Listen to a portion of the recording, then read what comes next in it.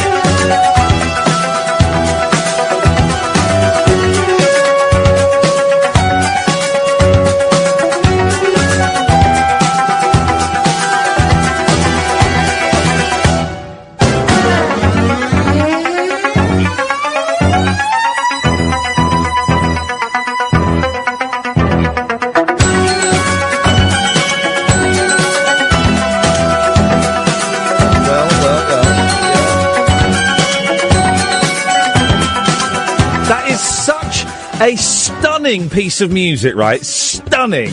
And for anyone of a certain age, and I mean quite old like me, instantly transported back to being 12 years old and playing Knight Rider in the playground at school. And doing that music.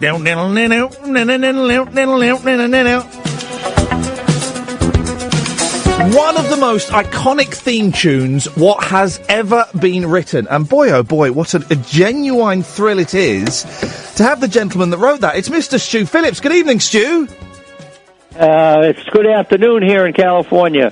What's the weather like in California today, Stu? Right, today it's beautiful. Yeah. Beautiful and sunny. It's beautiful and not sunny hot, here. Not cold. It's beautiful and sunny here in London, which is a rarity. At 10 o'clock at night? It's hot. I tell you, we're all walking around in shorts and T-shirts. It's unsightly. Stu, it's such an absolute pleasure to talk to you. You have been, without me really realising it, a huge part of my life, because you have written the theme tunes for and done the incidental music for so many TV shows that have been so important to me as I've grown up. So thank you so much for that, sir. Oh, my pleasure, and I got paid to do it too. We just played the Knight Rider theme. You wrote the theme. How does it work? How do you, when you're doing a theme like that, or specifically that one, did you see the show? Did they tell you what it was about, or did you just kind of have something lying around? How does it work, Stu? Well, I didn't see the show because the show hadn't finished filming, and basically, somebody had, one of the film editors had put in a piece of electronic music, a piece of German electronic music. I'm not quite sure what it was.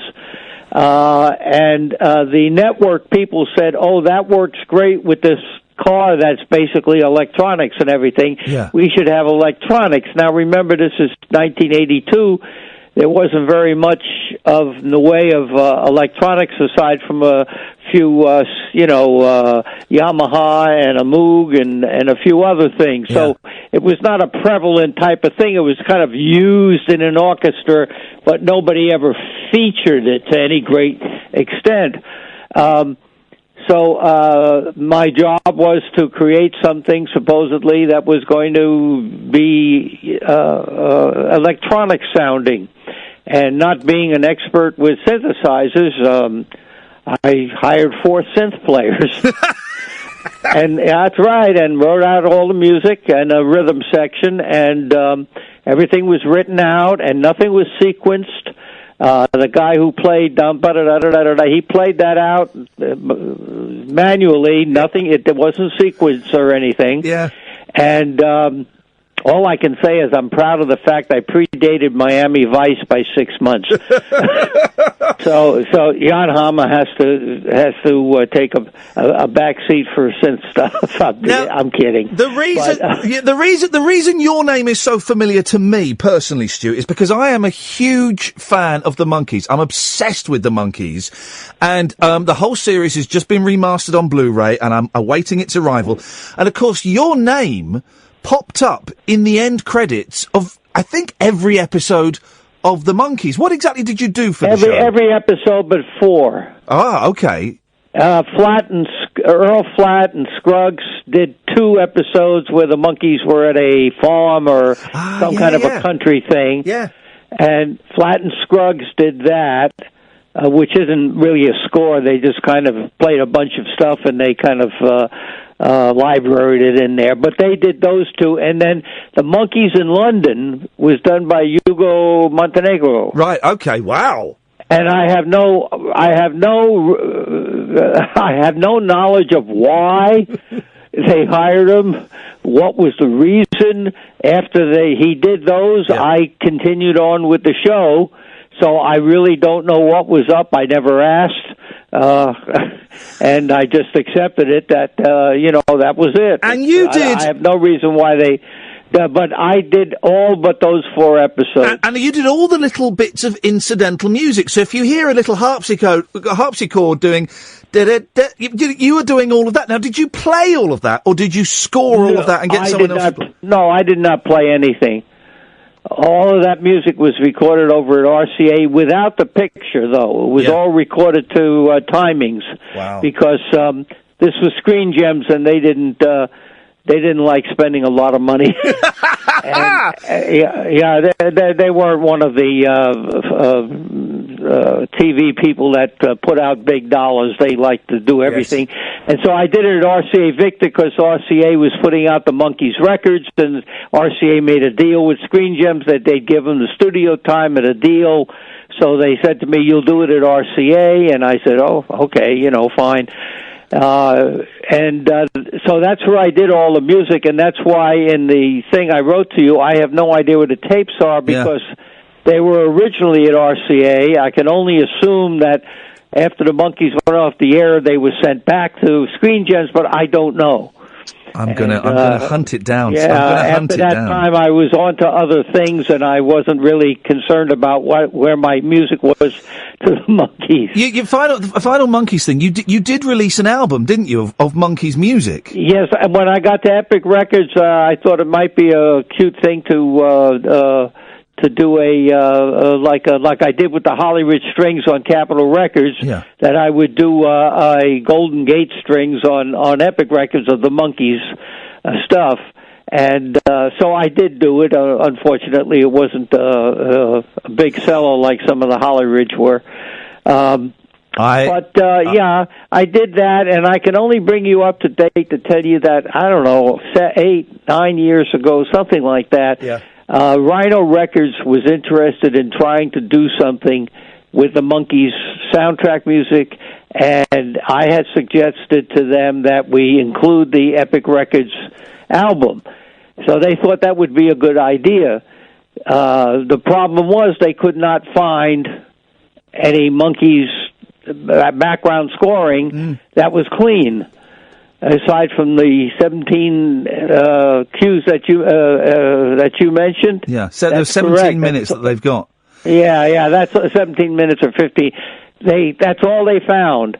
And everything else, of course, has sound effects or dialogue mixed in with the music, and so there's no clean stripe to take from the 3-stripe, that they did in those days. Stu, how did you get into the industry? You've done a lot of work. I know you've done work for movies. Which industry? Because I've been in 3 of them. Go on. Well, the TV scoring first of all. How did you get into that? Because you have been doing TV shows, the Donna Reed show from 1958, all through the 50s, 60s, 70s, and 80s. You were doing this.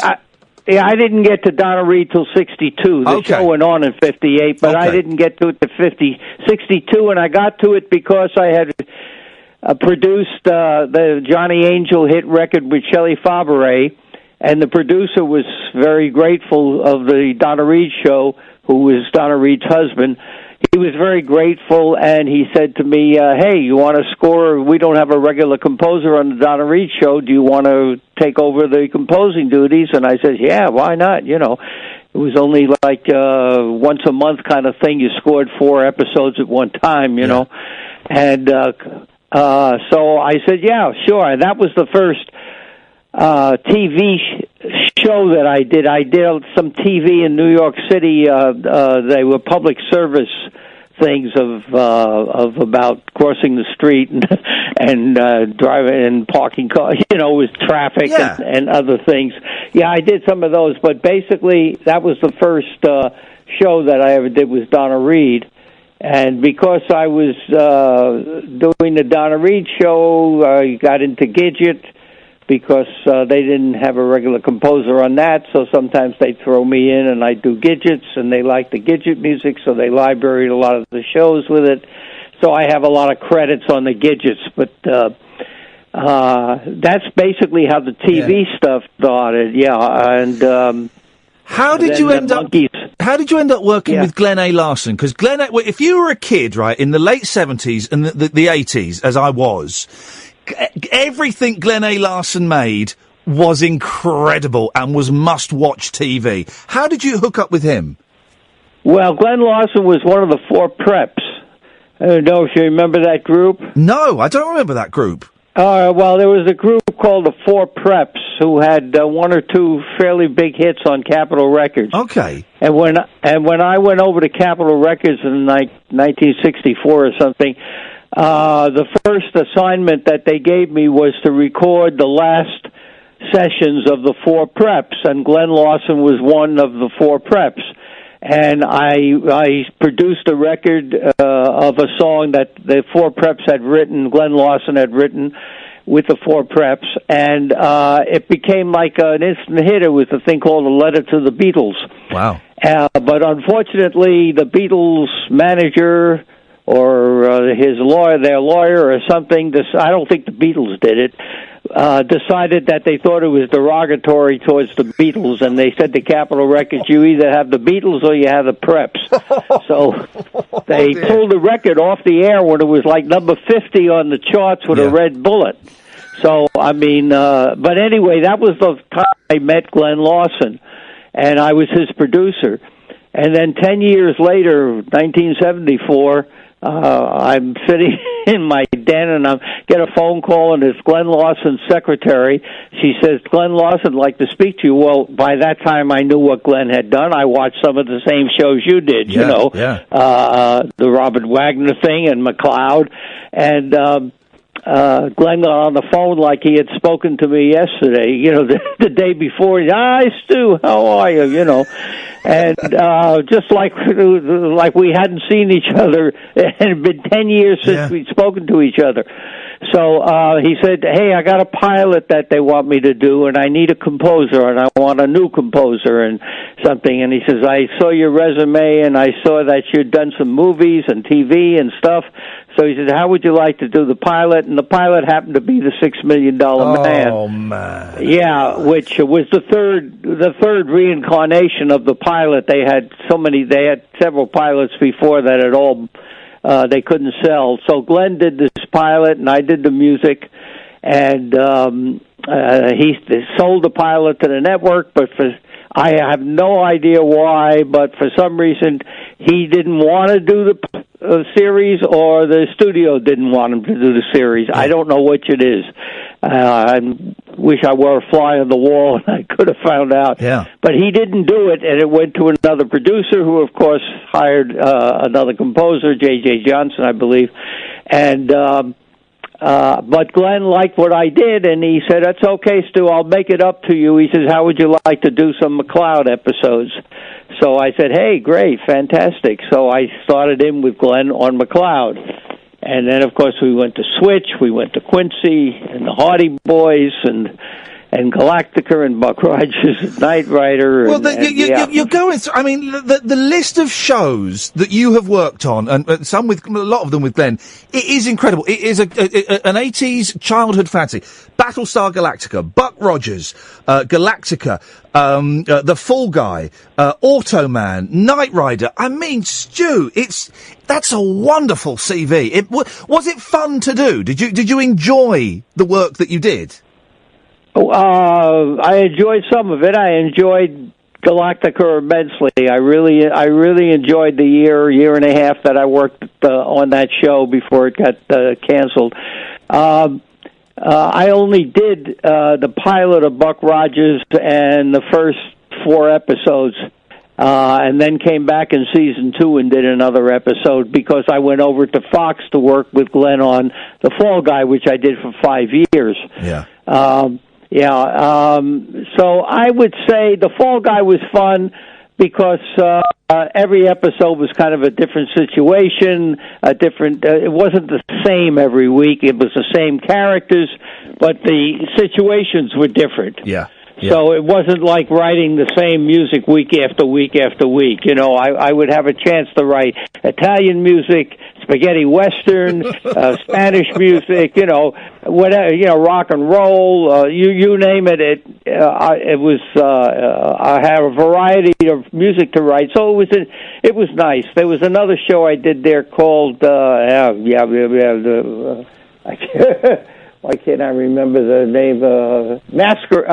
Masquerade. Yeah, which was also fun because they were in a different country every episode. Yeah. And that was fun, but unfortunately that got dropped after one season. So I would say a lot of it was fun, and some of it was drudgery, like Sheriff Lobo and BJ and the Bear. They weren't a lot of fun, Did you turn up with stuff and Glenn or whatever producer you're working with would go, Stu, we can't use this, and would they send stuff back, or did everything you submit get accepted? In those days, I can honestly say I never had a score replaced. Yeah.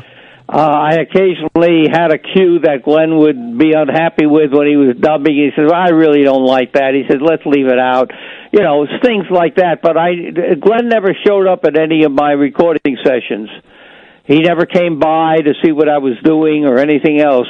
And that's why I worked for him for 14 years, because he had confidence that I knew what he wanted and I would do what he wanted. And sometimes when I didn't do what he wanted and decided to do what I wanted, he would kind of bend a little and figure, all right, like I give a little, I'll take a little.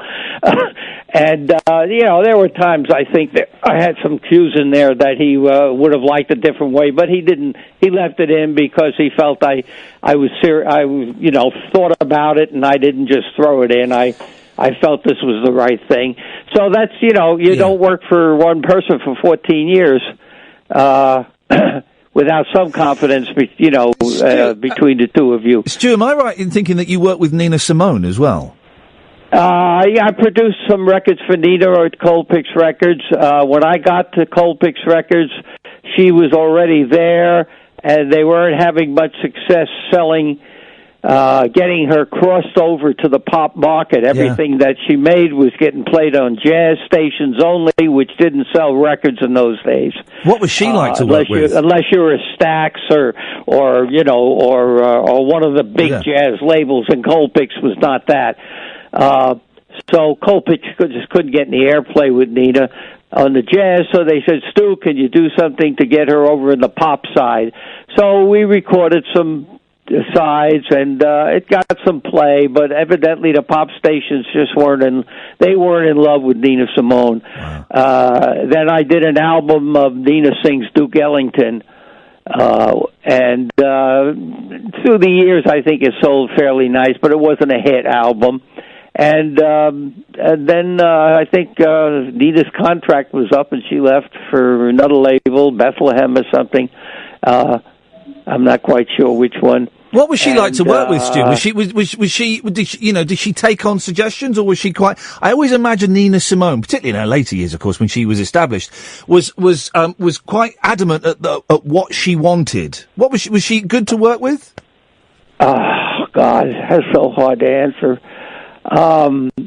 Let me put it to you this way: we didn't fight. We didn't have any arguments. I was aware of her talent. She was a brilliant pianist. Yeah. And I would say she was going to give this pop thing a chance. And as much as basically she didn't want to, she did. And she was cooperative, but she was a very, very, very, very uptight. You had to be very careful what you said, how you said it, Yeah. Yeah. And at times she wouldn't talk to you. She talked through her manager, and her manager would tell you what Nina wants to do this, or Nina wants to do that. Nina thinks we should change this. It was like a third party thing. And then other times she would be just absolutely delightful and sit there and say, "Oh, Stu, you don't like. Stu, you don't like." I think that's wonderful when the chorus comes in there. Or I'm just making things up. I don't really remember. Yeah. But she would be very nice, and you say, "Oh, good, great." And then suddenly, like she was boom, turned off. But she was a talent, and she was, she had her place in the music industry, and. I did a commercial I recommended Nina for a commercial. Yeah. For a coffee called U-Ban Coffee when Nina was there, and I was doing work, doing commercials for this commercial agency. Yeah. And the guy who ran the music there I had gone to high school with, and we were buddies. And he said, "Oh God, having Nina Simone sing this would be just absolutely great."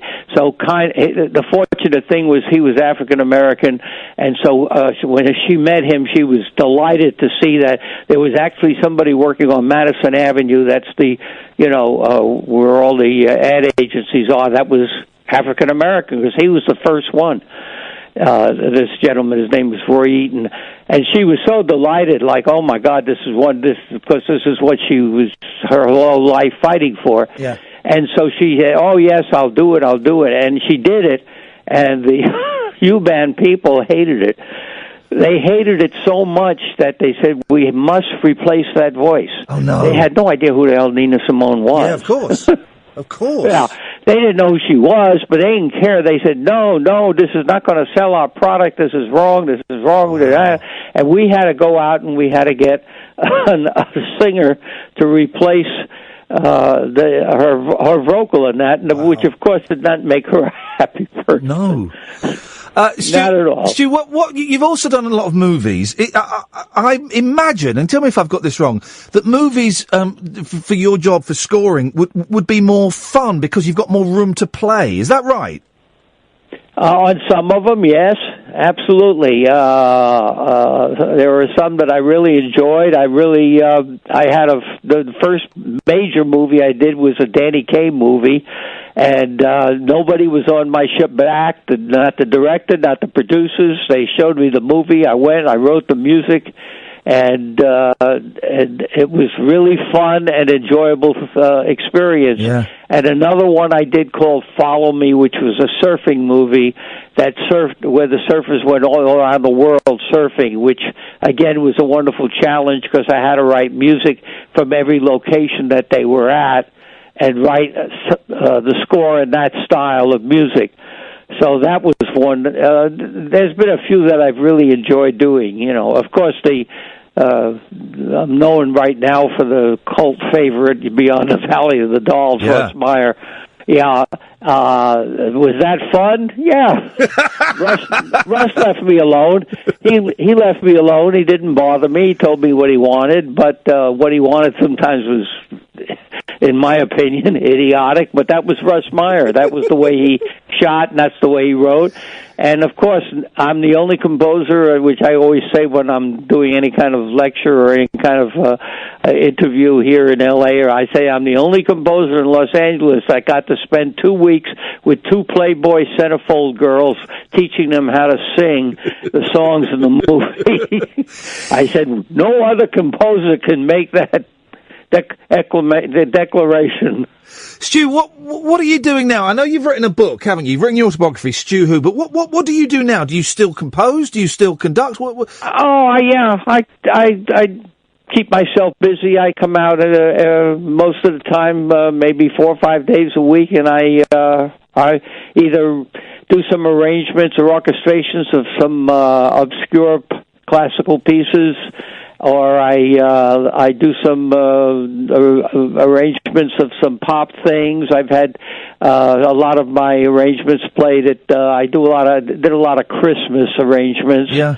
And they get played every Christmas. And there's a few orchestras around that are playing my stuff. Plus, I get around to start to write some stuff just for myself and my own recreation and to keep my mind busy, you know. So I keep myself,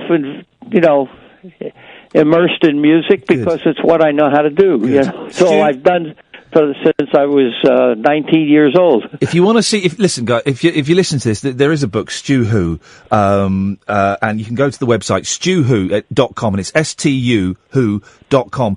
Stu Phillips, you are an absolute legend, an absolute gentleman, and it has been such a thrill to talk to you today, Stu. Thank you so much, and thank you for all the music you've done. Oh, are you kidding? It's my pleasure. You sound just like my son-in-law. My son-in-law is British. Oh, well, there you go, you see. And the two of you had evidently the same area of because I know there's so many different dialects in England, but you sound. I feel like I'm talking to my son-in-law. I'm honoured, Stu. Genuinely, I'm honoured. Thank you so much, mate. I really appreciate your time. Thanks a lot. Okay, Ian. Have a good time, and thank you for calling. I appreciate it. Take care. Bye-bye. Stu Phillips, ladies and gentlemen. Stu Phillips. If you could see the grin on my face now. Here's something. 86 years old, that dude. 86 years old. He's got more vim and vigour in him than nearly anybody else listening to this show right now. Man alive, what a legend. That's a special podcast for you guys. Wasn't he amazing? 0844 499 1000. Normal service resumes after this. Evening, dear listener. Iain Lee, Talk Radio. Catherine, the producer, has joined me in the studio. Why are you saying it like that? 0844 499 1000. Wasn't Stu Phillips absolutely delightful? Yeah, the Nina Simone stories. Oh, you're right. He was, as you said off air, he was very diplomatic there. I bet she was a nightmare. Doesn't she sound like it? But I mean, Matt, there are several people who are responsible for the soundtrack to my life, but him, Automan, Knight Rider, the $6 Million Man, all these programs he worked on, Quincy, didn't do the themes for all of them. He did the theme for Knight Rider and theme for Battlestar Galactica, but all the music, that makes it so dramatic and so powerful. He's 86 years old. And I could have spoken to him all night. He could have spoken to me all night. Oh, I think you just scraped the surface there with the sort of stories. Yeah. I'm getting the book. The book's a bit expensive to get because it was a limited run, I think. But I'm gonna get it. What a legend! What an absolute legend! Imagine. Thank you for that, Stu. 0844 499 1000 is the telephone number. If you want to give us a call, you can give us a call about that. And give us a call about anything you want. You know the rules. Alan! Hip, hip, hip! Hip, hip, hip, Alan! How's your day been, boss? How's my day been? Yeah. What have I done today? I got up late, fell out of bed, dragged a comb across my head. I had a haircut, and then I had to voice, Penguins Make You Laugh Out Loud. Wow. Is that for Channel 5 again? Yeah! Sounds good? Yeah, sounds good. It's good. I like that show. I do like that show. Yeah, I do like that show. Penguins was a bit, Did they make you laugh out loud? They did make me laugh out loud. They did. That's all that matters. That is all that matters. I do think that show, a lot of those shows are very, very funny, and I'm very lucky. The problem is, I wish I had a fader. The problem is, I'm going to move you there for a second while I do that. Where Was the heavy hell is breathing he? putting you It's off? Flipping it. Well, it's just the noise. when are these faders going to be fixed, guys? The problem is, to do that job, you have to sit in a really tiny, hot room without any air conditioning. You can't have the air conditioning on because the microphones will pick it up. Yeah. It's really sensitive microphones. And it takes 2 hours. And you're sat in there sweating your gonads off for 2 whole hours. It's outrageous, Alan. How many takes? Well, I did most of it in one take, but sometimes you have to go back and do it again because you've not done it to the producer's satisfaction. When I did a voiceover that time, Yeah. I didn't realise you're not supposed to breathe. What? Well, they kept saying they could hear me do that, like halfway through the sentences and stuff. Well, no. Yeah, and they would take that out or get me to do it again without doing that. No, no, no, of course you... Well, this guy was very particular then, because he didn't want me to breathe. No, because, I'll tell you why, because he didn't want the job of cutting the breaths out. That's the sound recorder's job, to cut the breaths out. I thought there was a technique that I didn't know anything about. No. Well, how would you do it then? So read a sentence to me. Well, okay, so... With the breath in. For example, alright, well, let's just read. So I'll read the... Just read something, I couldn't care what. Okay, I'll read the latest tweet I got. Okay. There. You did a breath there. Yeah, I know, but I've not done it yet. Okay. It's from Victoria. It says, at flipping Kath. There. Are you breathing, Kath? There. That's it, and you do that. That's your comma, isn't it? Okay. Mark Silk has tweeted me. Thanks so much for the interview with composing legend Stu Phillips. That was fascinating. I heard you breathe. Yeah, they cut that out. Right, what good okay, sound well, recorders would do. I'm glad we've had this conversation, because it's quite niche, and I did wonder whether I was doing something textbook error. Alan, what have you got for us? I've got an idea for filming. Oh, yeah, filming, yes. Have you ever heard of the movie Champions?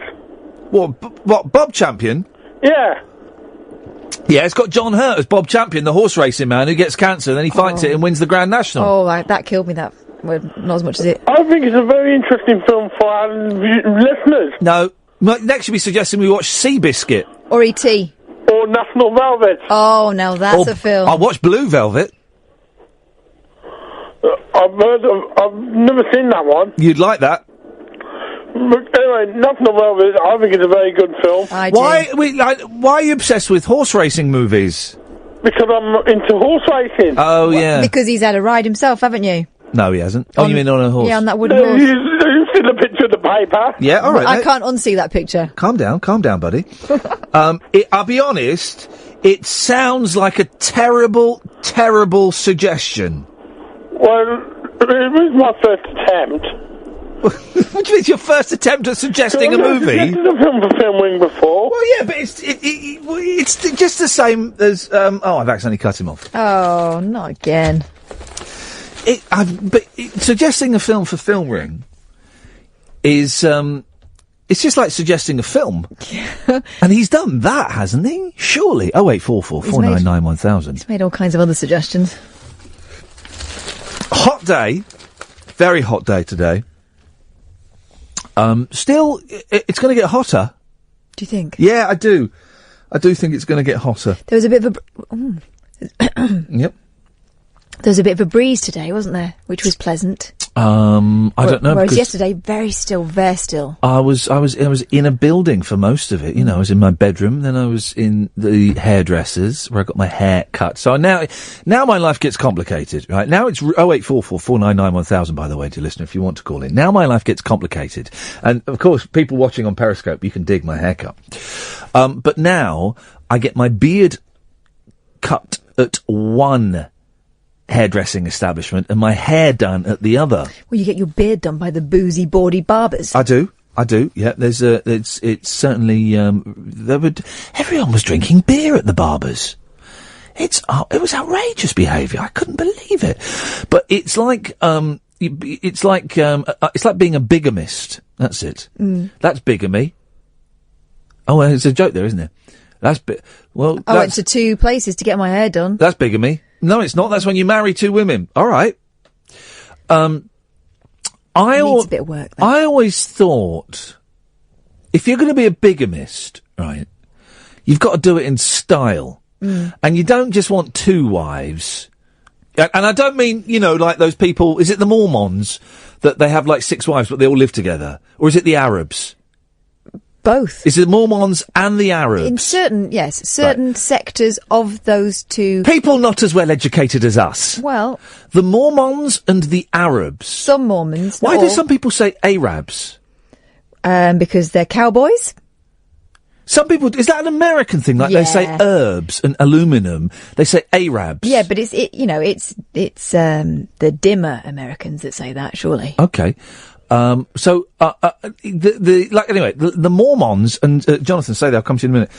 The Mormons and the, Arabs, they will have like 5, 6, 7 wives, but not all of them. All of them. They will have them in the same house. I think if you're going to be a bigamist, do it properly. Have 6 wives, and 3 of them have got to be in different countries. One of them's got to be, at least one's got to be in a different continent. Make that work. Do it. That's how you can do it. And, isn't it funny? How do you explain your absences? They're all aware of the situation. I work on an oil rig. You've thought this through? Yeah, cool.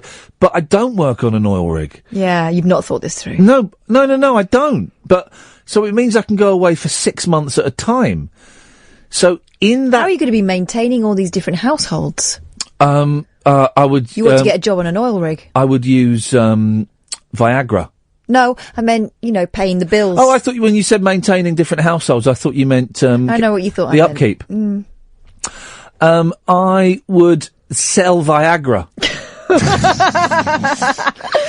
I would, well, this is the thing. Here's the thing. If I were to win the lottery, I would marry 6 women, 3 of which would be in a different country, and at least 1 would be in a different continent. I would tell those women that I worked on an oil rig.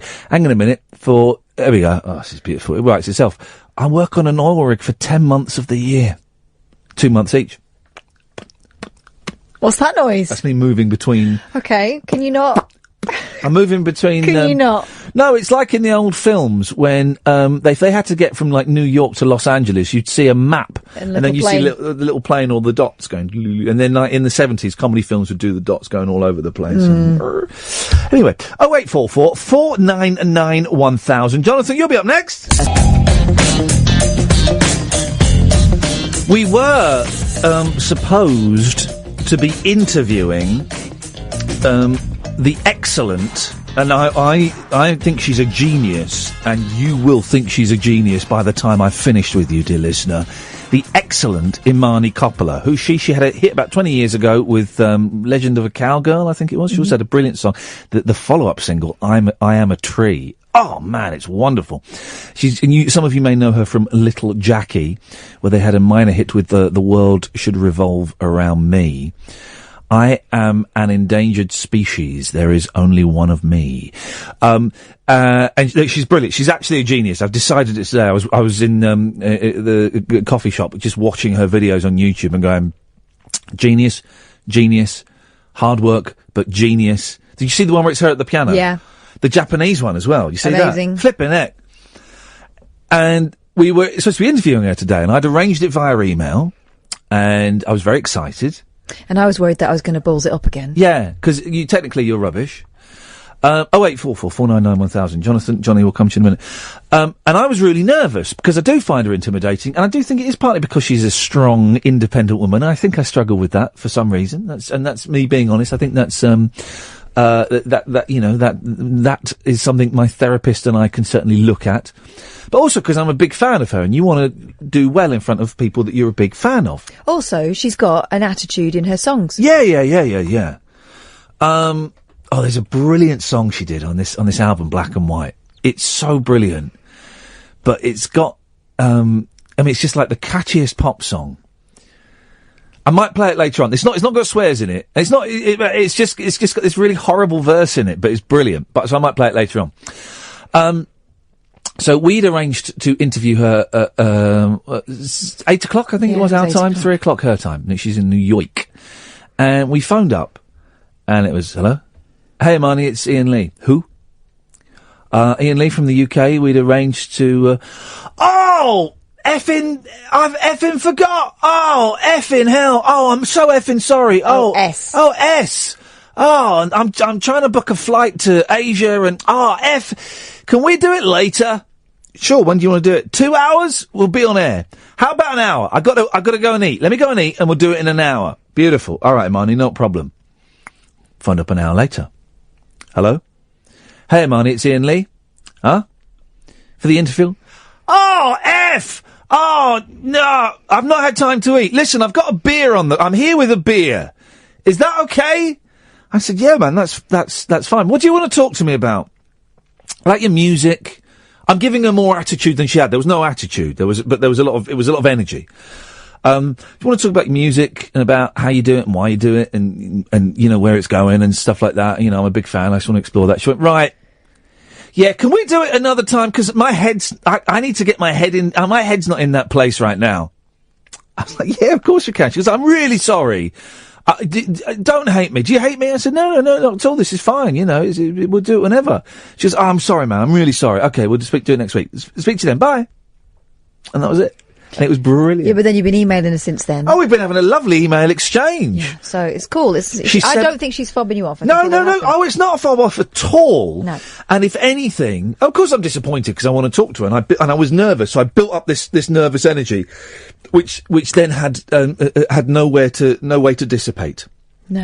But she has sent me a new album, which hasn't been released yet, because she hasn't got a label for it, which is incredible. And she's going to send me a load of other albums that she kind of released independently, but then she took them offline because she was a bit embarrassed by them, so she might send them to me. So, all in all, it was very productive. And I said to her in the email, I said, you're an effing genius. And she replied, I don't feel like one at the moment. Mm. Man alive. It's going to be a good chat. It's going to be good, and we are going to pre-record it because she's going to swear a lot. And I can understand, you know, she had a big burst at the start and hasn't, you know, you've not heard of her, dear listener, right? And she hasn't sold anywhere near as records as I think she should. And, it's just amazing that someone with so much obvious talent as she has got can struggle with, you know, feeling crap and feeling unloved and unworthy and stuff like that. And it must have been a slog for her because she doesn't sell no records. But we all know that the music industry isn't about pure talent anymore, is it? Or was it ever? I don't know what you're talking about. Well, it isn't. Coldplay? Right, so much of it is about marketing. So much of it is about targeting one particular, you know, to the tweens who've got the disposable income, who do the downloads and stuff. I'll play in a room later on. It's good. It's got a really gross verse. But it's a good song. In a room. Dun, dun, dun, dun, dun, dun. Yes, Jonathan!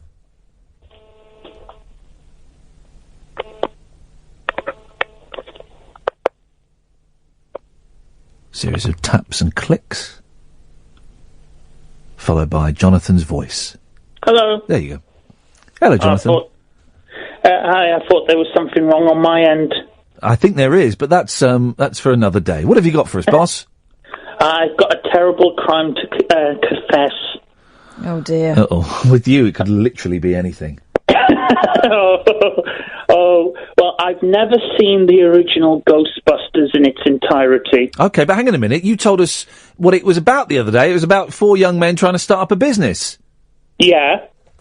But I saw the end of the film, and I've seen the sequel a couple of times, so I am well-versed in the basics, but I've never sat down and watched Ghostbusters from beginning to end. Well, okay, and? Thanks for confiding. Yeah, and I've never seen any of the Godfather films either. Oh! Well, so the thing... Right, so is it just films that begin with G that you've not seen? Have you seen Goodfellas? No, I haven't seen Goodfellas. I've seen Ghost. Yeah, I've seen Ghost. That was a good film. Okay. Ghostbusters, the original, and I am looking forward to the new Ghostbusters. But Ghostbusters, the original, I think it's alright. It's good because it's got Bill Murray in. I'm not a fan of Dan Aykroyd. Bill Murray, I think, is a genius. Rick Moranis is a genius. But I don't think I've seen all of Ghostbusters, actually. At the time, a lot of it was about special effects and how amazing that was. And these days... I've seen Ghostbusters too. Wow. Which is the one where the Statue of Liberty gets a hissy fit. Yes. Is that 2? That's 2. Yeah, I've seen that one. I've not seen all of 1. Why do you feel the need to unburden yourself with this confession, Jonathan? Well, since I invented Film Ring, and since I've been listening to a podcast about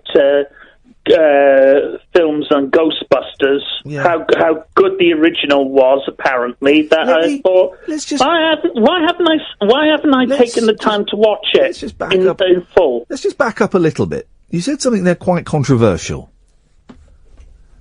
What was that? You invented Film Ring? Yeah. Well, the feature on let me get it right. The feature on this show where I recommend a film for everyone to watch, and they've got like a week to watch it, then they watch it, and then we have a guest on from that film, connected with that film, and people phone in and talk about it. You invented that? Yeah. Remind me.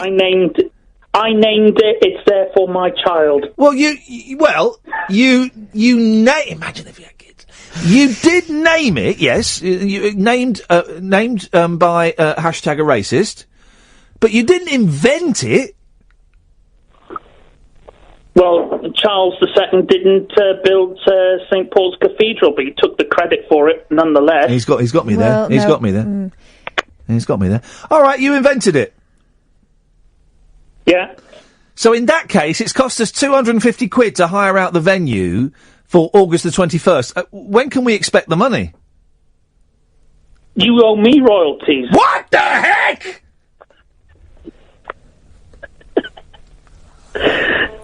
Are you going to watch the new Ghostbusters? Never speak of that abomination again. But have you seen it? I've heard about it. No. It's even worse than I imagined. Well, hang on a minute. You've not seen it, but you've heard about it, and it's a film you've never seen is even worse than you've imagined. Well, you've only imagined it. Well, from what I've heard, it's the complete antithesis of the original. Another film that you haven't seen. Yeah. So, hang on a minute. You're upset. You're upset. This is brilliant, man. This is absolute genius. You're upset that a film that you've never seen destroys the memory of another film that you've never seen. I saw the ending of the original. Well, that I just haven't seen it. No. But how can a film you've never seen ruin a film that you've never seen? Because I keep hearing good things about the original. The people who talk about the original are claiming that it's near perfect, and people who have got a downer on the original are just being hipsters about it. Hipsters stroke fair. Well, the bits I've seen of it, it's all right, but it's quite slow. But you can't. Here we go, Jonathan. Right? Go and see the new Ghostbusters. And then come on the show next week and tell us all about it. I don't want to give Sony any money for that abomination. I'll pay for your ticket. You'll have to pay me more than you earn in a year to watch that film. Oh, come on, Jonathan. That's the only way you will ever get me to watch that film. I would love... Sony parked a truck full of money up to my house. Come on, we would love to hear you talking about it. And I'd really love to hear you once you've watched the original as well, so it can be a fair comparison. Besides, I'm already making plans to watch the new Star Trek film. Okay, well, it's only one a year then. Okay, well that's okay. But wish you the best of luck. That hope it doesn't turn you gay, because there's one in there. 08444991000. Yes, Johnny. If there's someone gay in your neighbourhood, who you going to call? John Uffam. You've mixed up two movies there. You've mashed up two movies, but I can dig that. I can dig that, man. What you got for us, Johnny? How you doing, fella? I'm all right, fella. All right. Listen, I saw that film the other day. Which one? Actually, before I was going to start this off, hello. Until Jonathan come on, I was going to go, prepare to qualify. What arcade classic was that? Do it again. Well, I started off with a hit lyric, but it goes boop, boop, boop, boop. Prepare to qualify. Wipeout. No. Ridge Racer. Close. Sega Rally. No. It's not Outrun, is the it? first arcade racing game that you ever played. Outrun. That's it? Yeah, I was right. Remember that?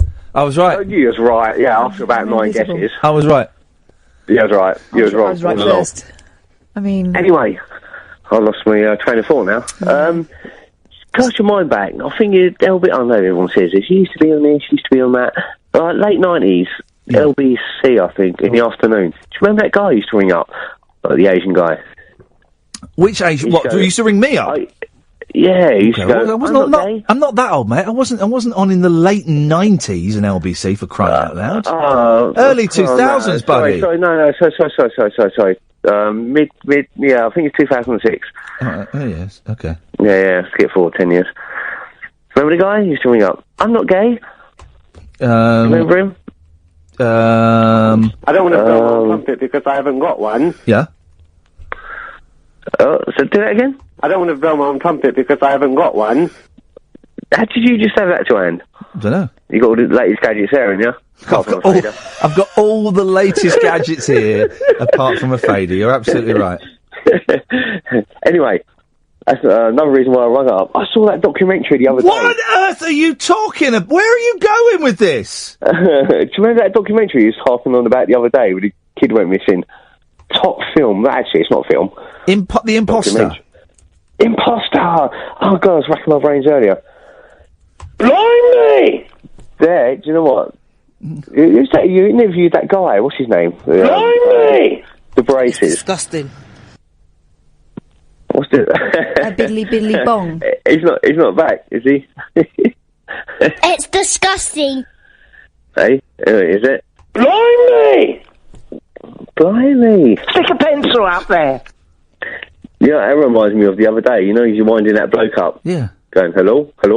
And he, got the hump in the end and he started being racist and he's driving him mad. That reminds me of that. Yeah. He was going... Are you real? No. Are you there? Well, you there? Well, thanks for calling. All right. Thank you. That was I love that call, Johnny. Call again, wouldn't you? Does that mean no? No, I'm genuine. I thought it was fun, but I've just got to go to the news now. All right. Have a good one. Bye-bye. What happened there? Paul, stay there. We'll come up to you in a minute. 0844 499 1000. Talk Radio. Oh, well, it's one of those shows this evening that's kind of just meandering around and talking about, well, I've got no idea. If you want to take part, do give us a call. 0844 499 1000. We call you back. I'm Iain Lee. This is Talk Radio. Late night, Iain Lee on Talk Radio. We have ways of making you talk. Yesterday was kinda like the 4th of July. The way your face lit up the entire sky. Had to look away because it hurt my eyes. The way you hit me was a big surprise.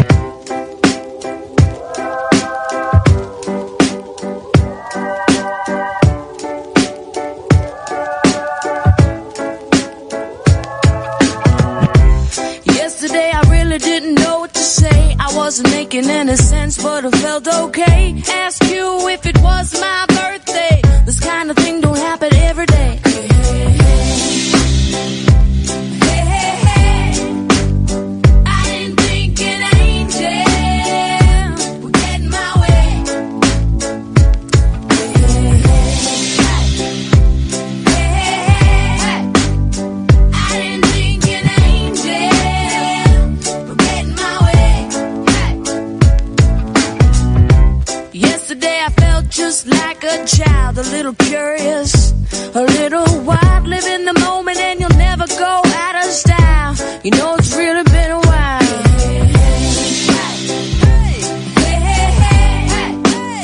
I didn't think an angel would get in my way.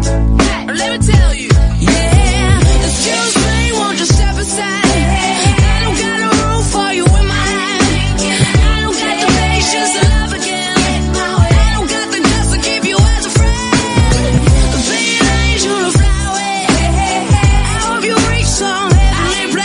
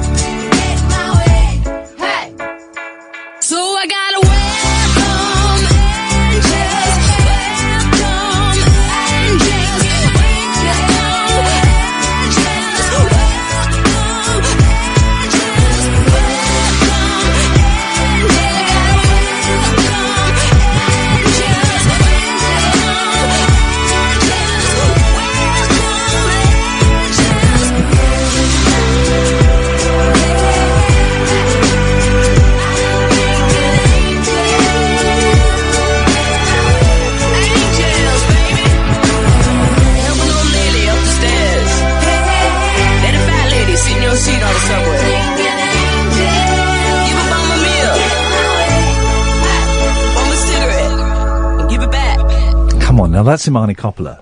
Oh! Yesterday. And There her she is again. There we go. That song's 10 years old, man, and that's one of her more famous ones. It was used in a television programme. But I've managed to. I've just downloaded the other song that I was going to play because I couldn't find it. I'll play that later on in a room. It's just brilliant. She's brilliant. And what's brilliant in the song I'm going to play later, you won't know, but you have to listen to the whole album. And there's loads of throwbacks to previous songs in the album. Some of them are really hard work to listen to. Mm-hmm. There's one song. What's it called? John Lennon is a copyright of Yoko Ono, or something like that. It's just, oh man, she's so good. This is Iain Lee, this is Talk Radio. Katherine is here. Yeah. We're just going to sit and chew the fat. It's too hot to do a phone-in show, because, Paul and Bruce, I can see you if you want to call in, dear listener. 0844 499 1000. We call you back.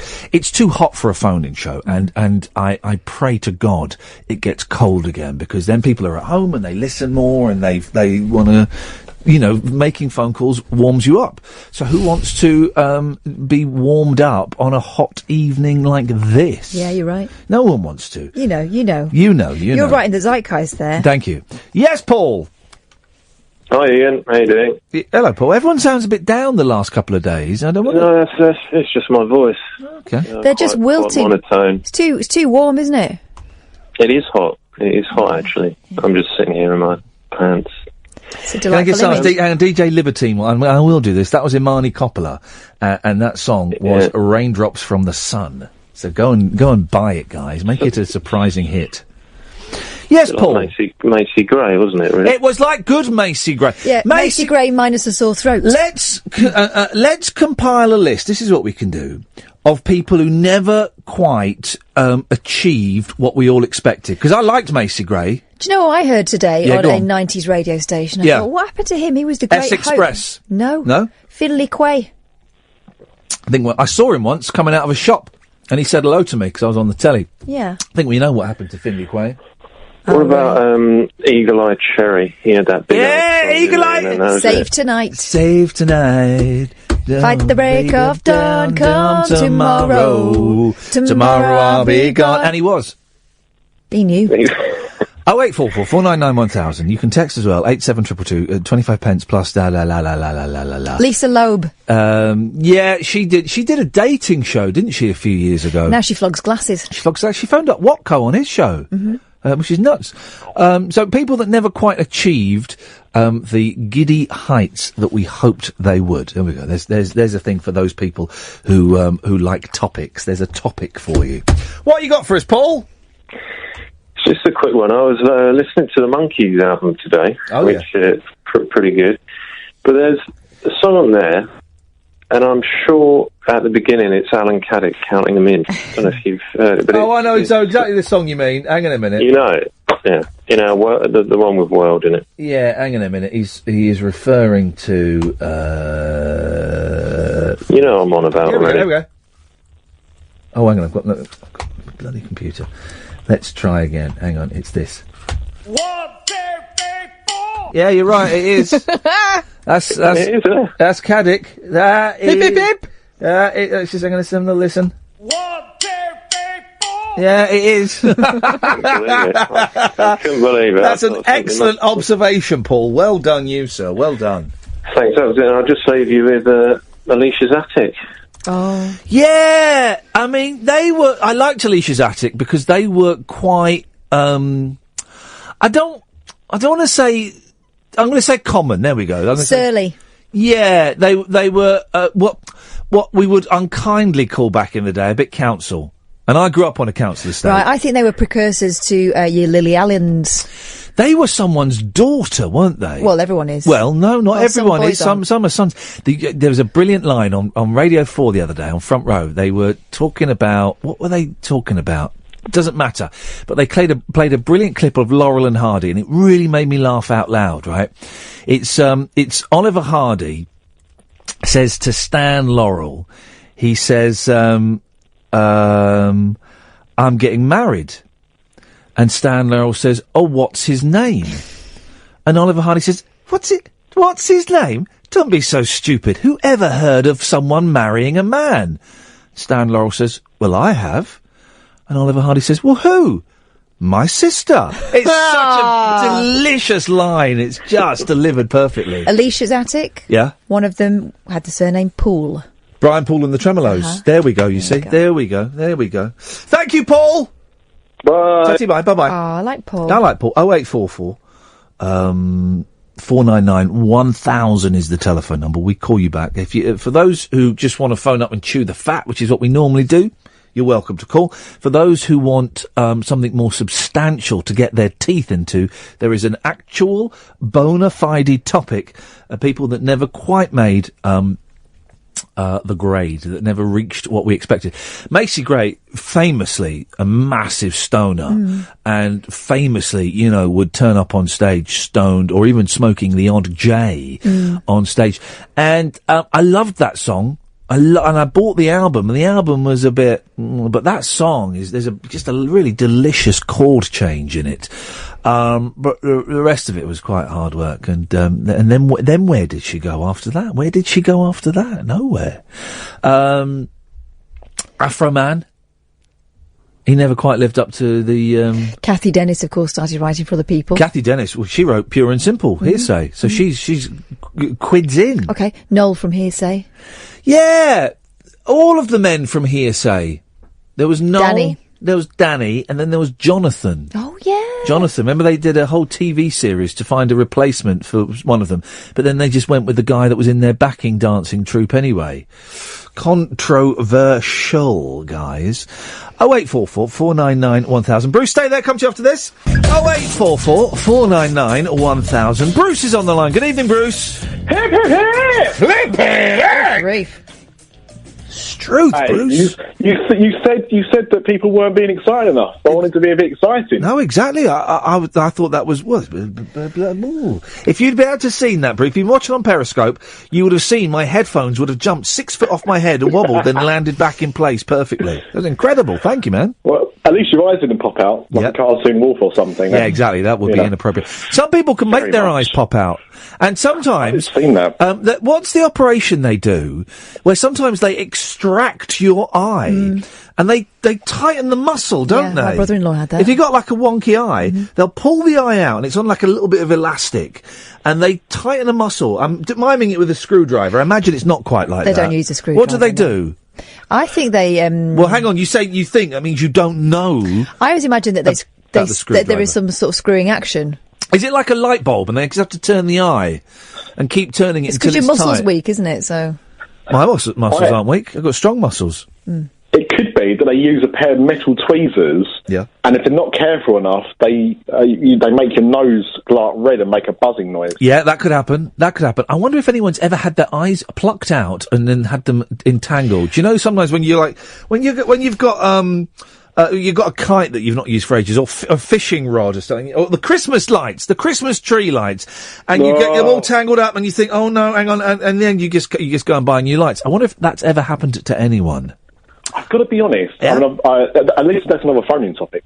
Yeah. But I'm one of those people that will sit there and spend a lot of time untangling things. Yeah. I get a bit of joy out of it, but it can be quite frustrating. But also, like the satisfaction when you've done it is something else. Tell you what I really like doing.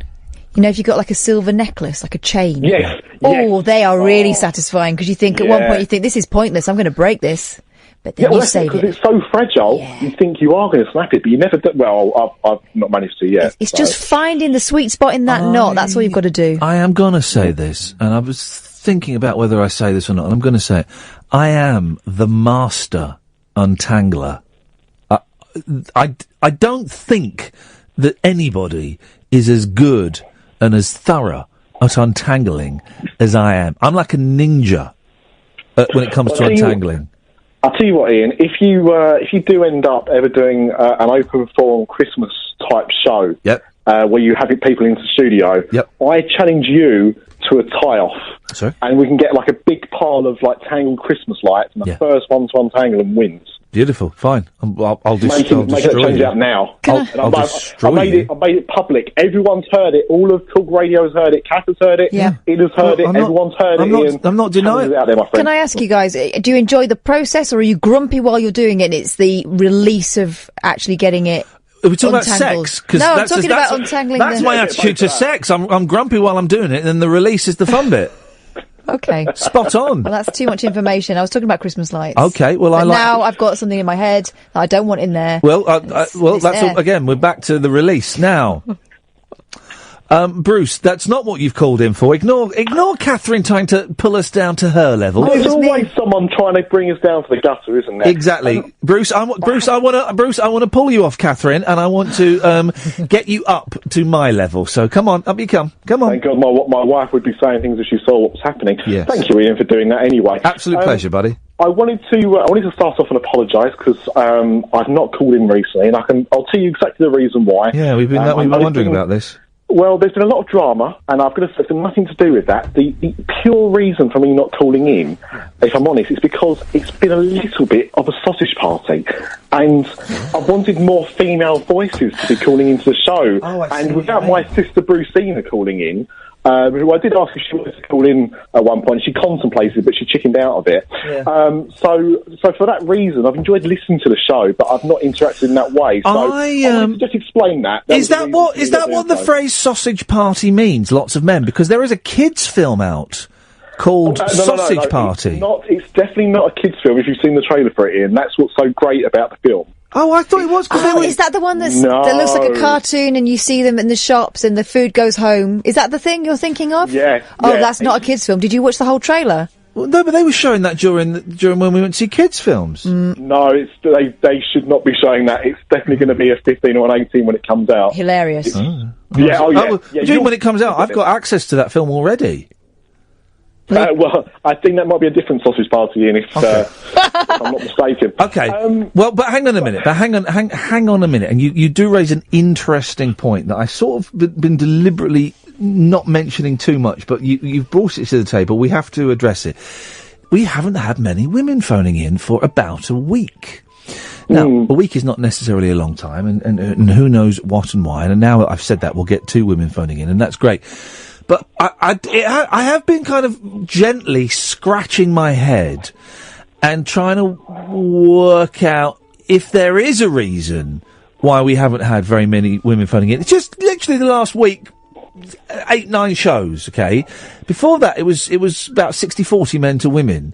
And now we get like 2 or 3 women a night, if we are lucky. And I just wondered why. I don't think the show has become any more laddish than it has been in the past. I don't know. Maybe chicks don't dig it. I don't know. No, I think I don't know the full reasons. I mean, I know there are some regulars that haven't been calling in, and I can't speak for them as to why they haven't been. But I mean, definitely what I've heard, and like most people, I can't. For various circumstances, spend the whole 3 hours listening to the show. I catch up on the podcast, but it's not the same thing. And, from what I've heard, there's no reason why it shouldn't do. Here's an example as to how you can alienate people, okay? Yeah.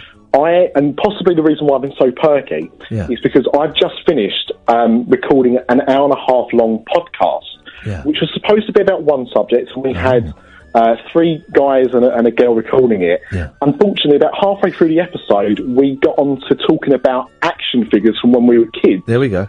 And the tide changed, and she was silent for about 20 minutes while we were talking about Bill and Ted and Police Academy action figures. Well, you know why? Because they were crap for girls when we were growing up. I had a Princess Leia that I treasured, but she was really the only one that was available. And do you know what? She wasn't a great action figure. No. She kind of looked like one of the guys with the bun stuck on the side of her head. They didn't pay the attention to detail they do now. I think things are changing, but yeah, that's one of those things that we can't join in with as much. You're right. But that's the thing. So the thing is, with that, we were very conscious at the time. We'd kind of gone off and we had to continue talking about it, but we then realised, try and rein it in a bit because it's going too far off topic. And what I'm saying is that I don't feel that Ian has made a similar kind of mistake in regards to the content of the show. I think that the beauty of the show is the fact that it's not really centred at any particular set of people, especially at the moment where it's so open and everything's kind of a bit of a free-for-all. Phone up and talk about what you wanted to. Yeah. I'm glad, actually, that, not that you gave us a topic, because I'd have talked about anything, because I'll waffle on, but talking about pop stars having one-hit wonders. Yeah. Or not one-hit wonders, but like not living Not up reaching to their full potential, yeah. Now, why I got onto this after talking about actually because I don't know, but I talked about an artist who I thought was going to do really well because he had a big hit back around 97, 98, called Connor Reeves. And he had a hit called My Father's Son. What? I don't know. I don't remember that at all. If you find it on YouTube or whatever, you'll start hearing it and you go, oh, okay, I remember it now. Because especially around London, they played it on Capital all hours of the day when they would do stuff like that. It was one of those artists they kind of latch onto. The record company's obviously given a bit of a backhand to someone, and they play the song every hour. And it was a new artist, and he had a couple of successes. Oh, yeah, I do remember this. My father's son. Yeah. And it was Stevens and, all of this kind of stuff. That was the hype around him. And that was it. That was it. Now, in Marnie Coppola, it was so good because I switched on the radio last week when you just started talking about it for the first time, and I was like, my God, someone else, because I was obsessed with Legend of the Cowgirl when that song came out. Yeah, brilliant. Isn't it brilliant? Brilliant song. Yeah. And you know what? If you do get to speak to her, yeah. I got something to pass on to her. Uh-oh. I just researched it tonight, and I can confirm that the Egg McMuffin is 9 years older than chicken nuggets. There's the brilliant line in it. Which came first? How does the line go? The chicken nugget or the Egg McMuffin? Yeah, which came first? Brilliant line. Yeah, chicken nugget, yeah. She's a so you poet, can man. now answer that question. I will let her know. In case she doesn't know. Bruce, I will let her know. Listen, thank you for that. I've got to do this rude, because I haven't got faders, I'm doing this rude cutting people off thing, and I apologise. 0844 499 1000. Sean has got a cracking one, an artist that never quite fulfilled their full potential. Baby Bird. Oh, no, I had enough of them. Well, it was one bloke. Yeah, well... That was a good song. That was a good song. Because you're... Oh, no, I hated that song. Yeah, well, only because you heard it so much. No. But he was, he released, like, loads of records before that and loads of records after that. He was like a proper, true indie artist. Didn't he record, like, his first couple of albums in his bedroom? And he pressed them all up and got them all released and stuff like that and did all of that. And, he looked like someone. He looked a bit like, a young Eddie Izzard, I think. Yeah, he did. Didn't he? I like that song. You'd sing like that one. And then he'd get to the chorus. It was all that, wasn't it? My sister was into Baby Bird, but, she was trendy. So I was trendy as well. Penny!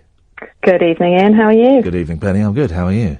I'm all right. I felt I should phone up and explain why I've not phoned you. Is that the right feeling I should have? Well, no one should phone in. You're not responsible spokeswoman. No one should. Yeah, exactly. There's, it is what it is, and if people want to phone in with their individual reasons for not phoning in, then that's groovy. But it has got me scratching my head ever so slightly. And I don't think you are. It's not a blokey thing. It's not the show being too blokey or anything. Okay, well that's good. I have one theory which might come out as sounding sexist, and it's not meant to. Nothing wrong with being sexy. Sexist. Oh, sorry. Right, yes. My point of view, at the moment, most women who happen to be mums are a little bit stressed out by end of term. Yeah. Well... Or their kids are off. Hang on. Well, hang on a minute. Or their kids are off already, maybe. Oh, don't worry, guys. Nigel from Maidstone's calling in. That's the rest of the show sorted. That should get the girls phoning. Now, but so what? So that's why mums aren't phoning in. Yeah. It's just a really stressful time of year, running around doing sports days and everything else. And that's my excuse anyway. Okay. Well, do dads not have that as well? Is it different for mums and dads? Kath, I don't know. Having seen out the school, yes. It is a majority of mums. And the reason I'm saying that is because I work stupid hours. I don't work real hours. I don't have a real job. So I do the school run, and I do, not as much as my wife, but I do the sports days, and I do, and I'm hanging out with the kids. I'm not actually, they're annoying me, but they're not annoying me, they're adorable. My 4-year-old's got shingles, right? Oh. Yeah, I mean, he's only got a little bit, just under his left chest, right? And it's really rare for a kid to get it that age. And he's been fine, but he's had chicken pox, and he's been fine. But then today, if he bashed it in the heat, it really hurt him a lot. So, So where do you get shingles? Because the NHS tell me you can't get it from chicken pox. It's herpes, isn't it? I think, is it a strain of herpes? I thought it was the it was like adult chicken pox. No, that's a myth. Oh, is it? That's bullshine. Isn't it from being run down? It's Yeah, yeah, I partly. think it comes from being run down, but it's this. Everyone thinks you get it from chicken pox, but then I googled this because my youngest had chicken pox recently. He came out in chicken pox 2 hours before his big sister's birthday party. Beautiful. That's how to trump your big sister. There we go. Yeah. Especially when you're hosting a party at home and I'm there panicking, phoning all the other mums and banishing the little one. But I googled it then, and you can't. The NHS say you can't get shingles from chicken pox. No. But I remember my mum coming down in shingles the week after me and my sister had chicken pox. Coincidence. But that might have been because she was knackered running around after you two. Well, there is that. Coincidence. There is that. It's a coincidence. My mum's had shingles as well, and it's really painful. It was painful, and it left her But you knackered. can get shingles is like herpes in that it's once you've got it, it's there and it can come back, guys. But herpes is the cold sore one as well, isn't it? Yeah, well, herpes is all kinds of things. knowledge here. Herpes is cold sores, and herpes is sexually transmitted things. It's all. Yeah, herpes is kind of. I think herpes is like is used in the same way that cancer is used. In that cancer, It's a catch-all. It's a catch-all, and herpes is It lives in your nose and throat, doesn't it? That's why it often comes out on the side of your mouth. Oh, then why do you get it downstairs? Oh, I say. Thank you for that, Penny. All right. I appreciate the input and the insight and all of that. 0844 499 1000. This will get the ladies hot under the collar. After this next break, it's Nigel from Maidstone. Oh dear, I'm tired. I'm hungry. I'm going to stop off on the way out and get something to eat, I think. I'm starving, guys. Starving.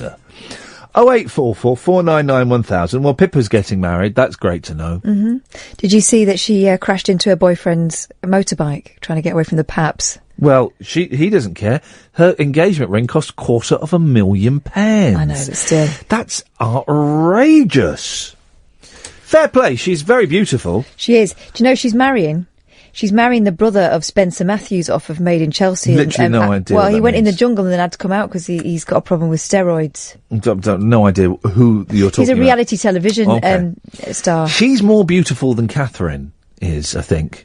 Well, it's not competition. No, I know it's not competition, but I'm allowed to make the observation. Right, the papers do it all the time, don't Well, they? no, but I'm allowed to... The Mail today said, sorry, Kate, but she's done better than you. Hang on, I'm It's like- allowed to make the observation that she's more attractive than her sister. Why is there a Subjective. problem?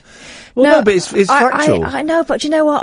It grinds my gears that every time that there are two famous women. Yeah. We're supposed to judge them. No, but I'm not... Hang on a minute, we're not supposed to, but I'm allowed to say she's more attractive than her sister. But why are you getting arsey about it? I'm not getting arsey. Well, you are getting quite arsey about it. I don't understand why. I'm not. But you genuinely are. No, I'm not, but I was reading the paper today and it was winding me up. Right, but I'm Because not it was the paper. kind of, oh, you've got a better husband than... Well, No, but I'm not saying about their husband. No, I'm not but it saying just about annoys me. husband. It annoys I'm just me. saying that she's better looking and you've got a cob on all of a sudden. I haven't got a cob on. Well, but you actually have got a cob on. But I haven't. But you have. You pulled a funny face. And you're getting a bit arsey about it. Now you're talking about my face. No, but what is but I don't understand what the problem is. Why is that inappropriate to say that she's better looking than her sister? Well, what is it? But what? I don't understand. Say it. Why? What is your problem with that? It's what I've just said to you. That when two women are in the public eye, Yeah. they're two sisters. Yeah. And she's more attractive. I think she's Well, more you- attractive yeah, than her okay, sister. Fine. But it's obviously not. I don't No, but understand that's what the the thing, problem isn't is. it? That's the thing. You know, Pippa Middleton. Right. The whole thing about her was, you know, that everyone goes on about her backside and the fact But that I've she... not said that. No, But no, you're- no, but no, but no. you're lumping no, me in but with all of those people. I've not said that. I'm not lumping you in at all. But you are, because you're being funny about it. No, it's that thing. It's the comparison of the two sisters that. But why would you generally, not compare you two? doing it. But why would you not compare two siblings? But it's the right. Okay, well, you're not going to get it. But what I'm saying to you is, whenever there are two women, high-profile women, it always becomes a competition based on what they look like, rather than. But I'm not. But the so you're substance of their saying character or then whatever. because of that, you're not allowed to. One is not allowed to comment on a woman's beauty. I haven't said that at all. No, but you have in terms of your tone and your face pulling. You have. You have. Okay. You did it just then. What? So you're saying I'm because not going to win because you're insisting that I'm doing something that I'm not doing. No, but you are doing it. And so because of you don't like women being compared in the press, that means that people who aren't in the press aren't allowed to say, I think she's better looking than her sister. That's inappropriate. I never said that. You're saying that. No, but I don't understand what you're saying. I'd like you to explain. I'm still talking about the constant sort of competition that gets stoked up by the newspapers. Right, but then why is that bad when I say I'm not saying it's bad. But you are, You're Katherine. saying it's bad. No, but you are, by the tone that you took. Okay. Well, you tell me what I'm thinking then. Why have you got cob on? I've not got cob on. You have got You're cob on. You're insisting on pursuing something that's not there. No, but you've got a real tone about you. I've not got a tone. Well, you have. Okay, well, that's because I'm having someone insist I'm saying something I'm not saying. But I don't understand you. So, sometimes you really wind me up. Good. I don't understand what your point is. I'm an enigma. Well, you're not. You're being a dick. Okay. You're not being an enigma. You're actually being a dick, and I don't get it. All right. I don't get it. No, you don't. Okay. Do you want to go and do the podcast then? Okay. All right then. Fine. Well, what? I'm not doing a thing. But I don't understand what your problem is. Well, I've told you what the problem is. The whole comparison competition between women happens at Wimbledon, with the Williams sisters, it happens with these sisters. All I said was, I think she's better looking than her sister. And I said it's not competition. Right. That's all I said. Well, but it was the way you said it. And I'm not saying it's a competition. I'm just making an observation. Cool. Oh, man, sometimes you do my head in. Yes, Nigel. Oh, hi. Good evening, Ian. Good evening, Nigel. Welcome to the show. I've been here for an hour and 35 minutes. That's great. You've had a good time, have you? Well, you know. Ups and downs, I suppose. Yeah. As if you care. Well, I do. I hope you have a good show every time. Well, sometimes they're good and sometimes they're not so good. Depends on what the subjects you're talking about, doesn't it, really? Depends on the subjects, yes, definitely. I was going to say, my brother said that you was doing Big Brother once. Sweet Lord, you have a brother? In Norwich. He lives in Norwich. And I was talking to him for about an hour yesterday. His daughter's just got married yesterday, so he went to he had to give his daughter away. Did you not go to the wedding? No, because it's 200 miles away, and I have to look after my mum at the moment. So Nan didn't go to the wedding? No, but he didn't expect us to go because it's quite a long way, to travel for my mum to travel in the car. Nan didn't go to granddaughter's wedding? Gosh, that's interesting. Well, they didn't seem to worry about it, but I did ring him up and congratulate him anyway. Yeah. So I was going to ask you, can you get your station on the radio in California? Well, you can get it on the internet in California. People probably watch it on the internet then, don't they? Yeah, why are you asking about that, Nigel? I think Miley Cyrus might be listening, actually, on the internet. She's not. She's not. Well, what would she be doing then? Well, anything apart from listening to this. What would you, what makes you think that Miley Cyrus might be listening to this? I just have a feeling, because I've told her before about the show on Facebook. So right. She knows it's on at this time, and I'm on about just after 10 or 11, whatever. Yeah. The thing is, you post it on like a Facebook fan page, don't you? Well, on a personal Facebook, the one with the tick. Right. Okay. Okay. Yep. Well, in that case, Miley Cyrus, if you're listening, welcome to the show. If you're listening, Miley, hi from Nigel from Maidstone. Yeah. And can I ask you, have you met James Well before? Yes.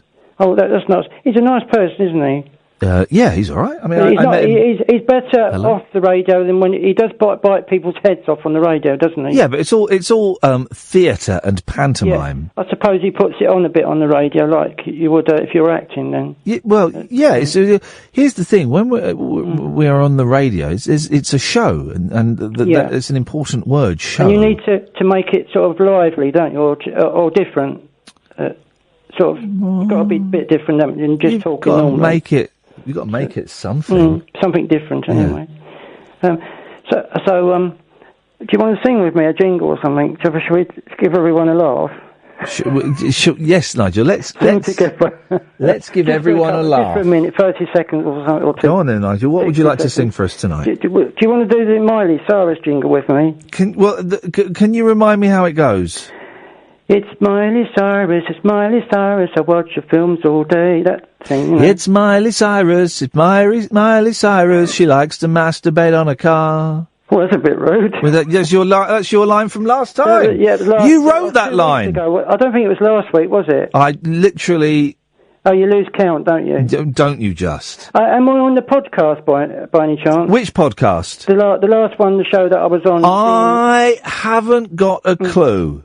Because sometimes they cut bits out, don't they, and make it a shorter show if it's edited. Well, yeah, the podcast for this show, and well done for mentioning it, guys, is available on iTunes. Type in Iain Lee Talk or any other podcast provider.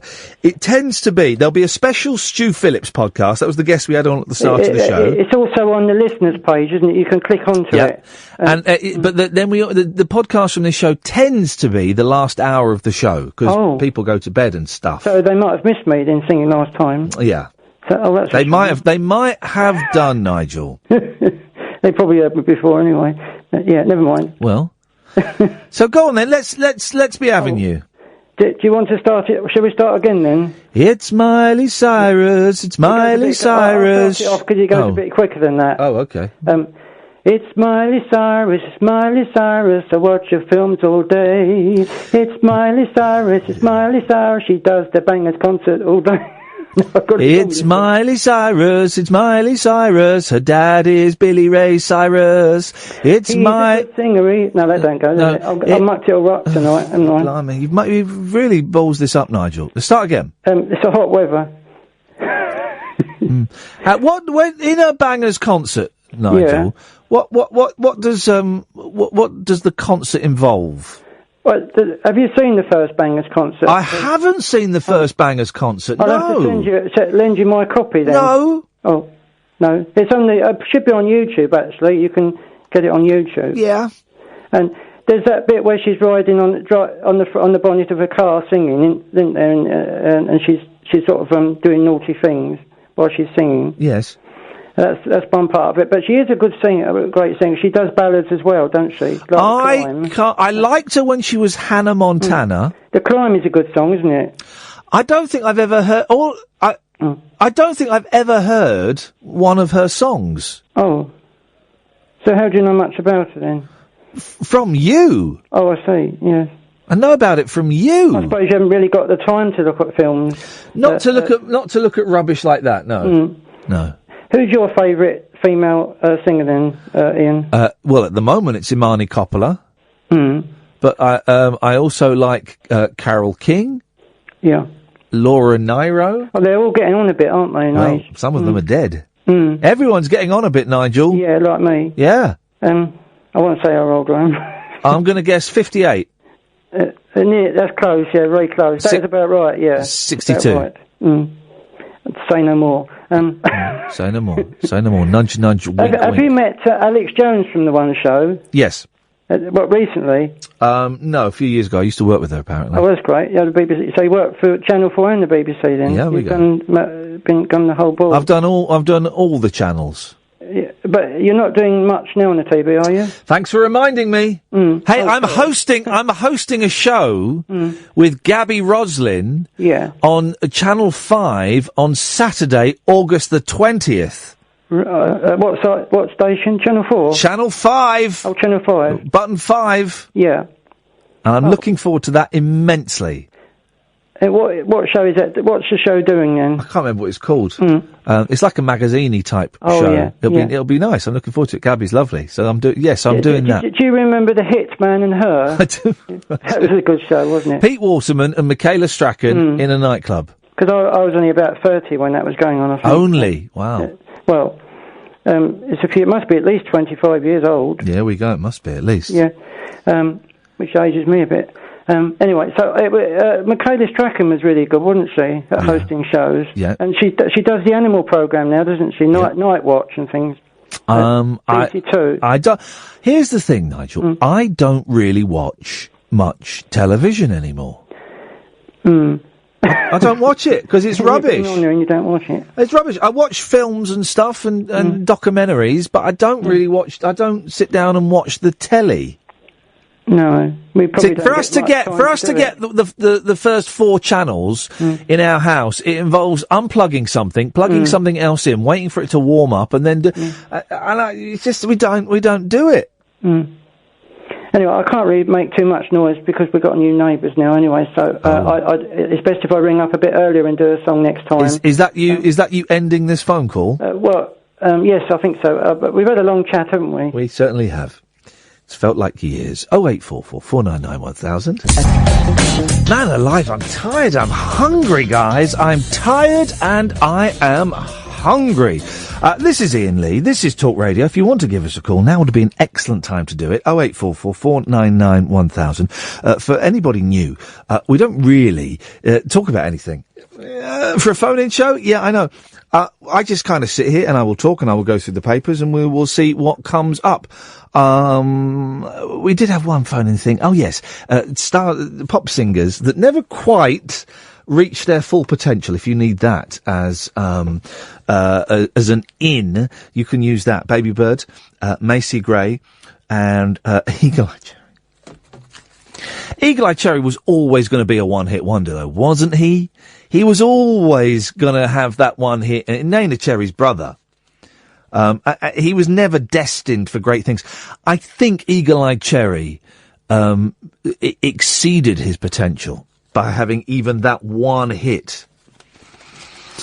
Here's a thing in the newspaper.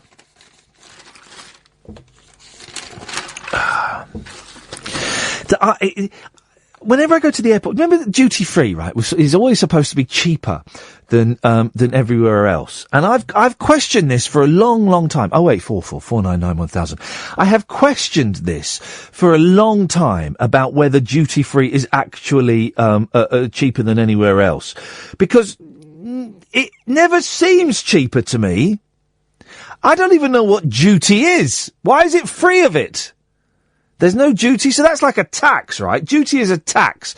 But what kind of tax? Who pays duty tax? Well, the Daily Mail have done some insightful journalism and have discovered that loads of things that are more expensive when you go to a duty-free shop.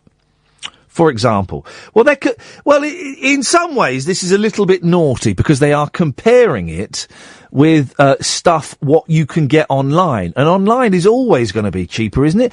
Has there ever been an instance, dear listener, of you being able to get something cheaper in a shop that's online? I don't think so.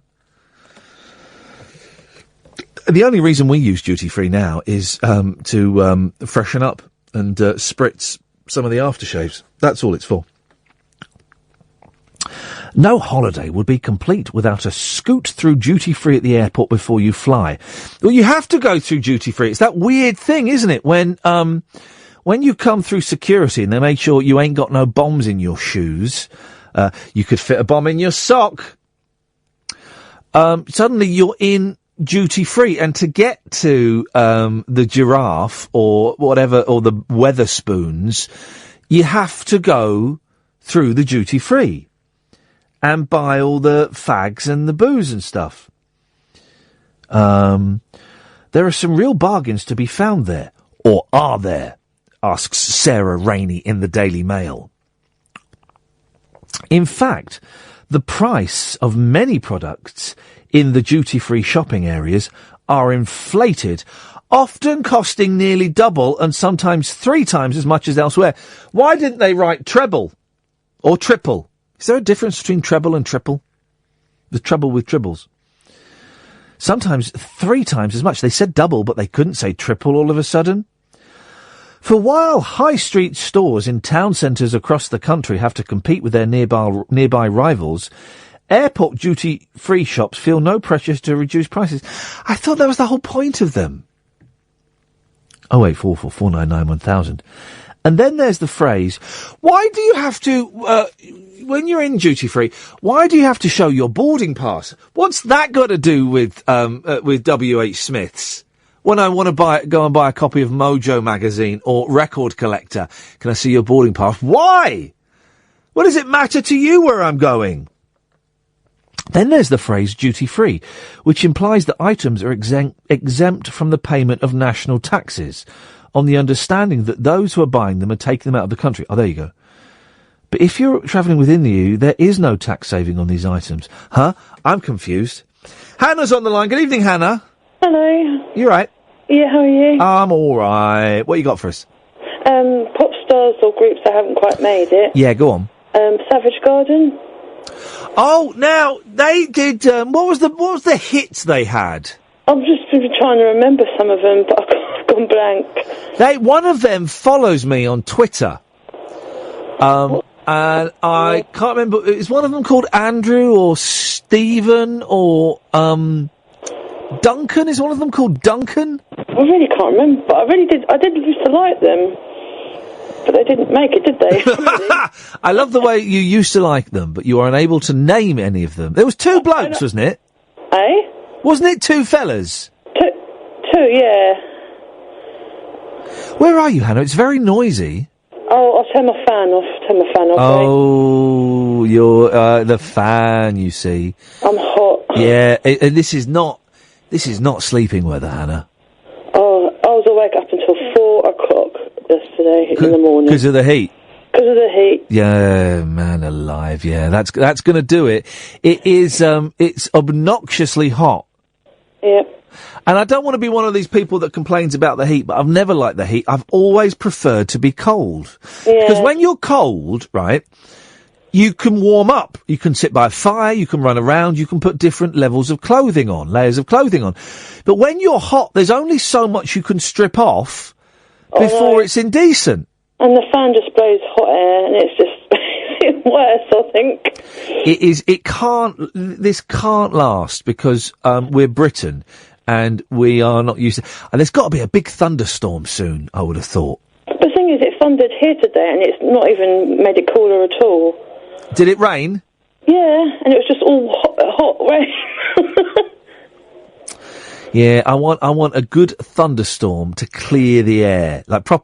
There's proper lightning out there brewing, Hannah. We just need to somehow attract it. It needs to be a good storm, though. Yeah, I like a good storm. I like a good storm, and do you know what I like? I like being out in a good storm. I like getting soaking wet. So it's not, so that you are literally drenched through. Yeah. That's what it's all about. Yes? When is Hanson coming on the show? Oh, you're obsessed.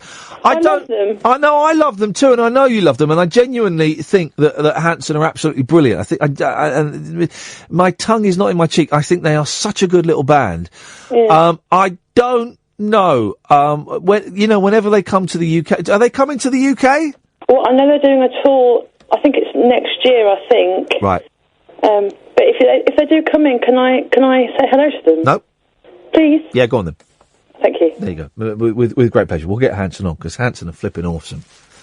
I love Hanson. So people going on holiday, a captive market, they prey on people's impulse to buy products, believing they're getting a great deal. Not every product in duty-free costs more than it should, though. If you know what to look for, there are still some bargains. Best buys tend to be jewellery and cosmetics. Check out.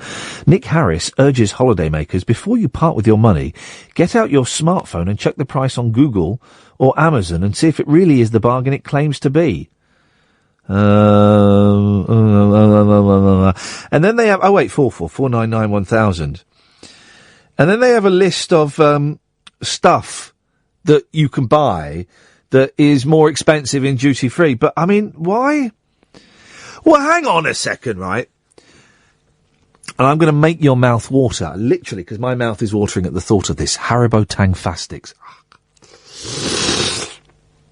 World duty free, it's £3.25. At Tesco, it's only £1.99. But, right? If you're in the duty free, you're not going to be buying Tang Fastics because you're thinking they're cheaper. You're going to be buying them as a snack on the plane, aren't you? That's what you're going to do. Cadbury Dairy Milk Chocolate. Why can you only get those giant Toblerones at airports as well? What's the deal with that, huh? Why can't you get them in, like, proper shops? Giant Toblerones. Oh, they're dirty. The white one. The white Toblerone. That's where it's at. That's where it's at, baby. What other things? Tea. Well, you'd only be buying tea because you wanted to take it abroad and make a cup of tea. But the thing is, it's not the 70s anymore. So you can get all that stuff. You can get tea in France now, can't you? I think you can buy tea over there. Like proper English breakfast tea and stuff. I mean, really, here we go. Pimm's is 12 quid in there, 10 quid on in Asda. Really? They're not the biggest markups in the world. Disney's Frozen, My Busy Book. World duty free, $7.99, Tesco £5. Well, yeah, but you're going to buy it so that the kids have got something to do on the aeroplane, aren't you? And the final one. Who's going to buy a hairdryer? Flippin' heck. A hairdryer, 90 quid. But if you get it online, it's 80 quid. Who's going to buy a hairdryer? Like, it's a proper... It's not a travel hairdryer. This is your proper, genuine, big, fat hairdryer. I suspect that we're entering what is known as silly season. Like, the last 3 weeks haven't been nuts enough. Where they fill newspapers with nonsense stories because there's nothing happening. Nothing happening? Have you seen the world recently? There's loads happening. Right, okay, we've got another hour of this nonsense, dear listener. If you wish to take part, now would be an excellent time to call in. 0844 499 1000. One of the things we're talking about is pop stars or groups that never quite fulfilled their early potential. That's one of the things. You know the rules, though, guys. You can call in about absolutely anything you want. We turn nobody away on this show. It's very simple. You dial up, you speak to Ed, he'll call you back. 0844 499 1000. I'm Iain Lee. This is Talk Radio. Talk Radio. Another hour to go. You can give us a call about anything you fancy at all. We turn nobody away. 0844 499 1000 is the telephone number. 0844 499 1000. Here till 1 o'clock, and then it's the two mics. I'm Iain Lee. This is Talk Radio. Here's the news at midnight. Late night, Iain Lee on Talk Radio. We have ways of making you talk.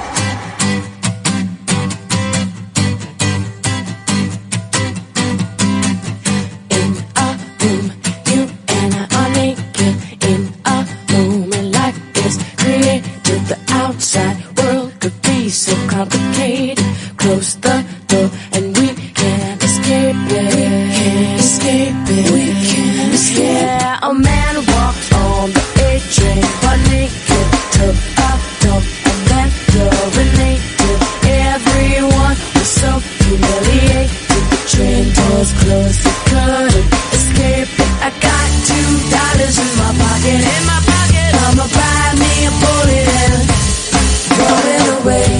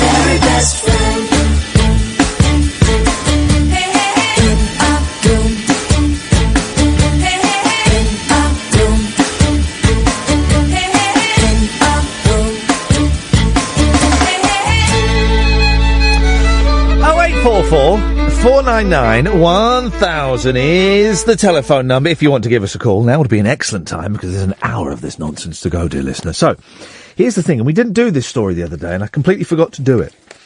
And they are stretching it out. There's a werewolf in Hull. You heard about this? They're saying it's a genuine werewolf in Hull. Now, while I am expanding my mind to, we'll get Luke calling in a minute, calling about bloody puma. While I'm expanding my mind and considering the possibility that maybe, just maybe, there might be such things as ghosts, I ain't buying the werewolf line.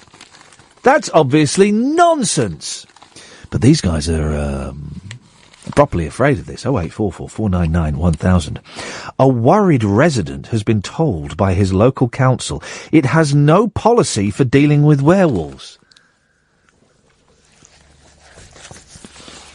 These people have the right to vote. You wonder why we're Brexiting? It's these people. Oh no, come on. I've just seen this bloke's name. This is not a real story. Someone's been fed a puppet. I'm not buying this story, right? His name's Wayne Carr. Come on. Wayne Carr? Wayne Carr submitted a Freedom of Information request for details of plans for coping with supernatural threats. Really? Really? He acted after a half-man, half-dog beast was spotted at Barmston Drain, Hull, and feared the worst with a full moon on the way. That's a genuine person has sent that. Has gone and done that. You've got to pay for FOIs, I think, haven't you? They cost you money, don't they? The council said, we have a legal duty to respond to FOI requests, even those clearly trivial. Now, listen, as I said, while I'm expanding my concept as to what may or may not be reality, and while I am starting to open my pineal gland to the prospect that maybe, just maybe, ghosts might actually exist. No one believes werewolves and vampires, right? That's obviously nonsense, yeah? Right? Yeah? That's just stories.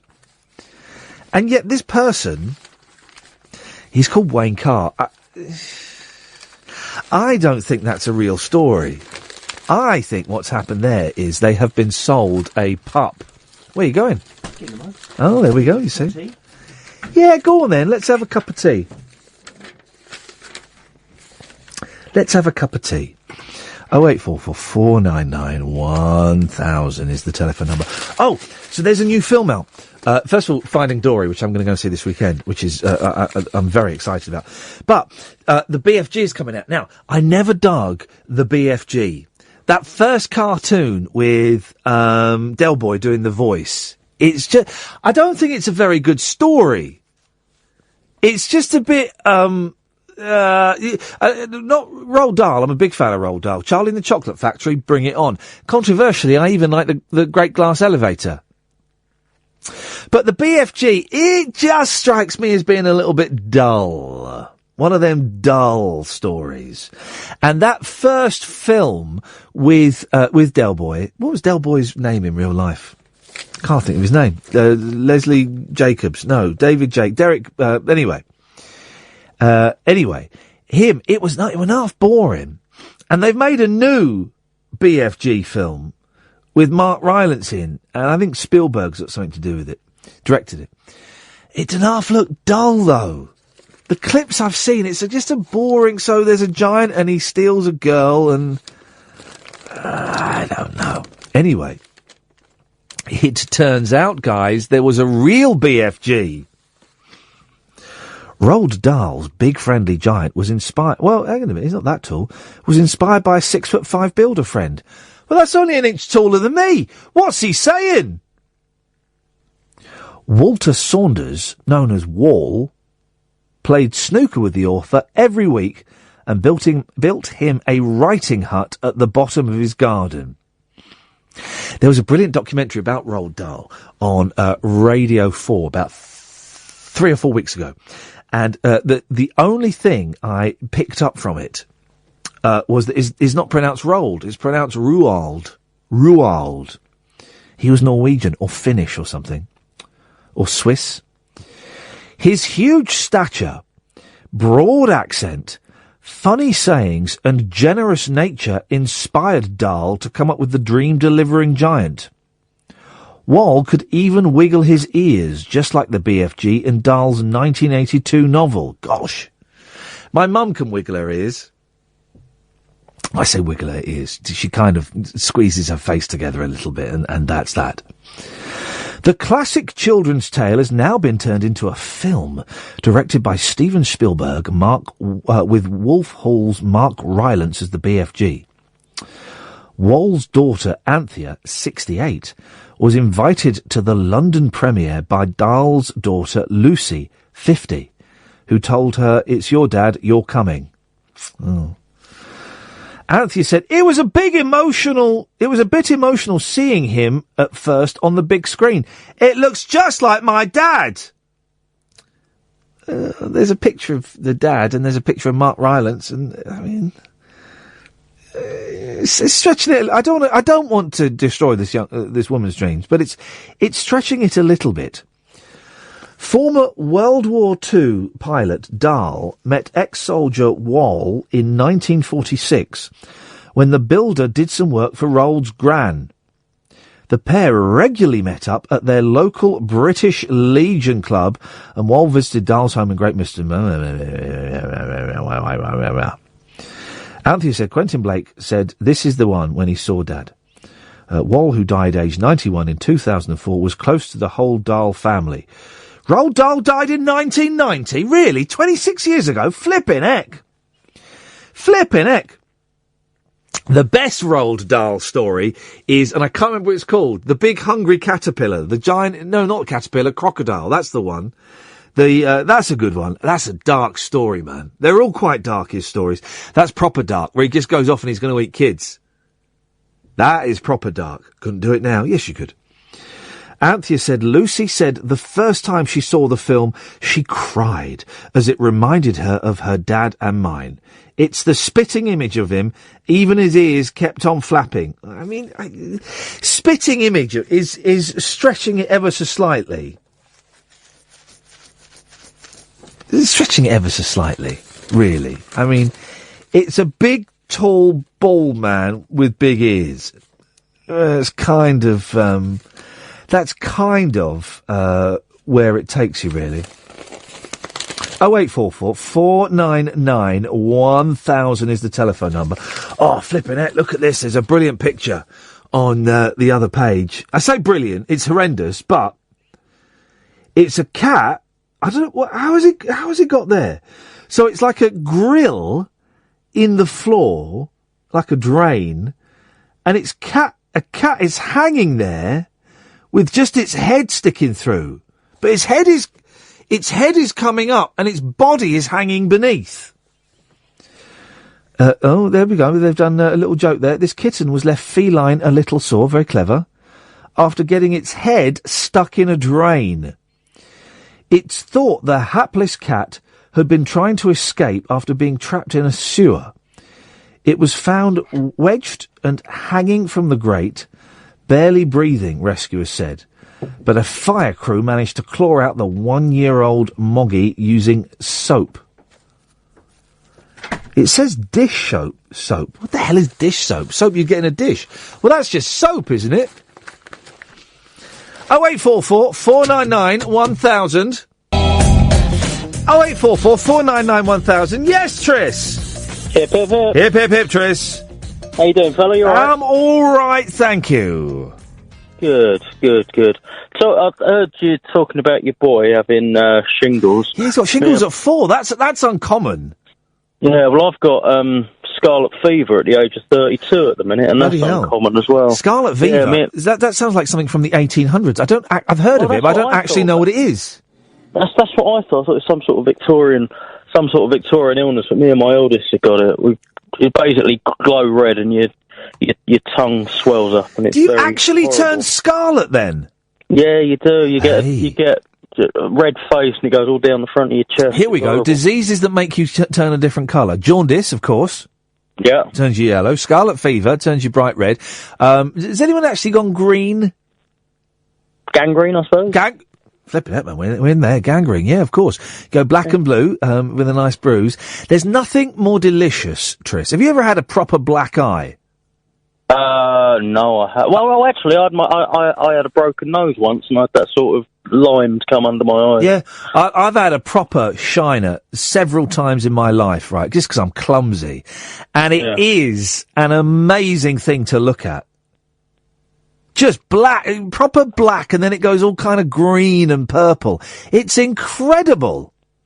It looks worse as it's healing, doesn't it? Yeah. It hurts for a few days, and then it blackens up, and then it doesn't hurt anymore, you know. And you just got this big black. Last time I had a black eye was about 4 years ago, and I was gonna be on Channel 5 doing a Big Brother thing. And it cleared up literally the day before. It kind of cleared up where it could be hidden with a bit of makeup. Yeah. But up until then, it was beautiful, shiner, beautiful. Oh, that's good. Well done. Yeah, it's good. I'm proud of that. How did? How did you get scarlet fever then? Oh, I've no idea. Oh, I've got 3 kids, and so they always bring horrible stuff home, don't they? But scarlet fever, have they travelled back through time or something to get that? Because it's contagious, is it? Highly contagious to the under 6, under 6s. But I've managed to, be one of the unlucky ones. And what are the symptoms apart from being scarlet? Your tongue swells up, and it feels like glass in your throat whenever you try and swallow anything. But then you go, the hot weather hasn't been helping either. No. But, anyway, the purpose of my call, boss, was I tend to call up with a few sort of geeky musicy things. Yes. And I've had a little plan. I'm trying to set up a new hi-fi, but a hi-fi with like obsolete audio formats. So I was thinking like a mini disc, an 8-track maybe, reel-to-reel tape player. I don't know if you've got any suggestions, any thoughts. You want to get a Valve amp? Oh, baby. That's what you want. Yeah. I was reading in last month's Record Collector, there was a brilliant article by the editor, actually, a bloke called Iain. Not me, but another bloke called Iain. And it was about it was about what you're doing, kind of. It was about you getting old turntables and old amps and old speakers, and mixing and matching from different eras to try and get the richest sound. And it may very well have been that article that subconsciously really seeped in. Well, I subscribe. I read it cover to cover pretty much. So. Yeah, it's a good magazine, Record Collector, isn't it? Yeah, I've read it for years. Yeah, I'm so pleased I've had a couple of articles published in that, because I genuinely, it's the only magazine I've ever subscribed to. I used to subscribe to that when I was about 16 years old. And I used to sit and pore. Back then, the listings at the back were like about a third of the magazine, and I would pore through all of these listings looking for obscure Beach Boys and Monkees records. Yeah. I'll do the same with the Beatles. Yeah, but it was a good article, and because I've got nice nads, right? I've got a nice NAD stacking stereo system, right? Which I got about 15, 16 years ago when I first got on the telly. I bought this beautiful system. And it's stunning, right? With these old B&W amps and NADs, great stuff. And I've been thinking of adding a mini disc player and an 8-track to it. The thing is, mini disc was pretty good. Yeah. I don't know why it was so lost. I don't know. No one else picked up the format. I think it was the same. It's like kind of it was the audio equivalent of Betamax. But you can get some really good deals on mini disc players on eBay, because I was looking at them and I was getting yay close. Instead, I tell you what I've bought and what's coming this week. It may even come tomorrow. I've bought a really beautiful old reel-to-reel tape recorder. Oh, yeah. I only got it for 20 quid. 20 quid! It was a steal. Loads of them going for like 60, 100, 150. Got this for 20 quid. It works apparently as well. Well, they always say that, though, don't they? Well, they do say, but for 20 quid, you can't go wrong, really. It's got to be worth a punt. Yeah, not at all. What do you think I should put into it then? I'm definitely going 8-track. Yeah. Definitely going mini disc. What else do you think? Well, what else is there, really? They're the two main dead formats. Yeah. We're big. I'm assuming you've got a cassette deck already. We're big fans of cassettes in our house. And they're not as bad as you think they were, are they, cassettes? I love cassettes. Stick on the old noise reduction.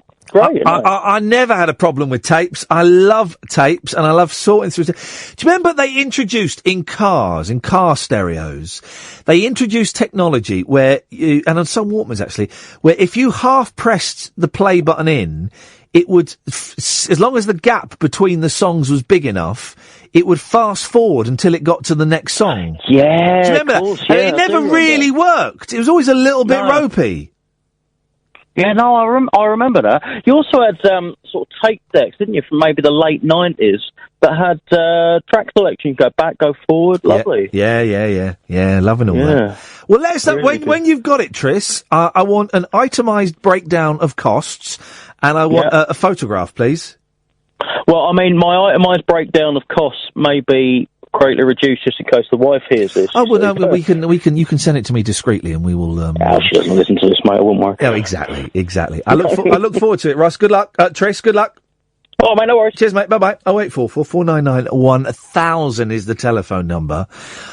Record Collector's a brilliant magazine, and it's not just because I write for it sometimes. It is a brilliant magazine, and when I was like 15 years old, you would, the last 100 pages would literally just be listings of songs and records that you could buy.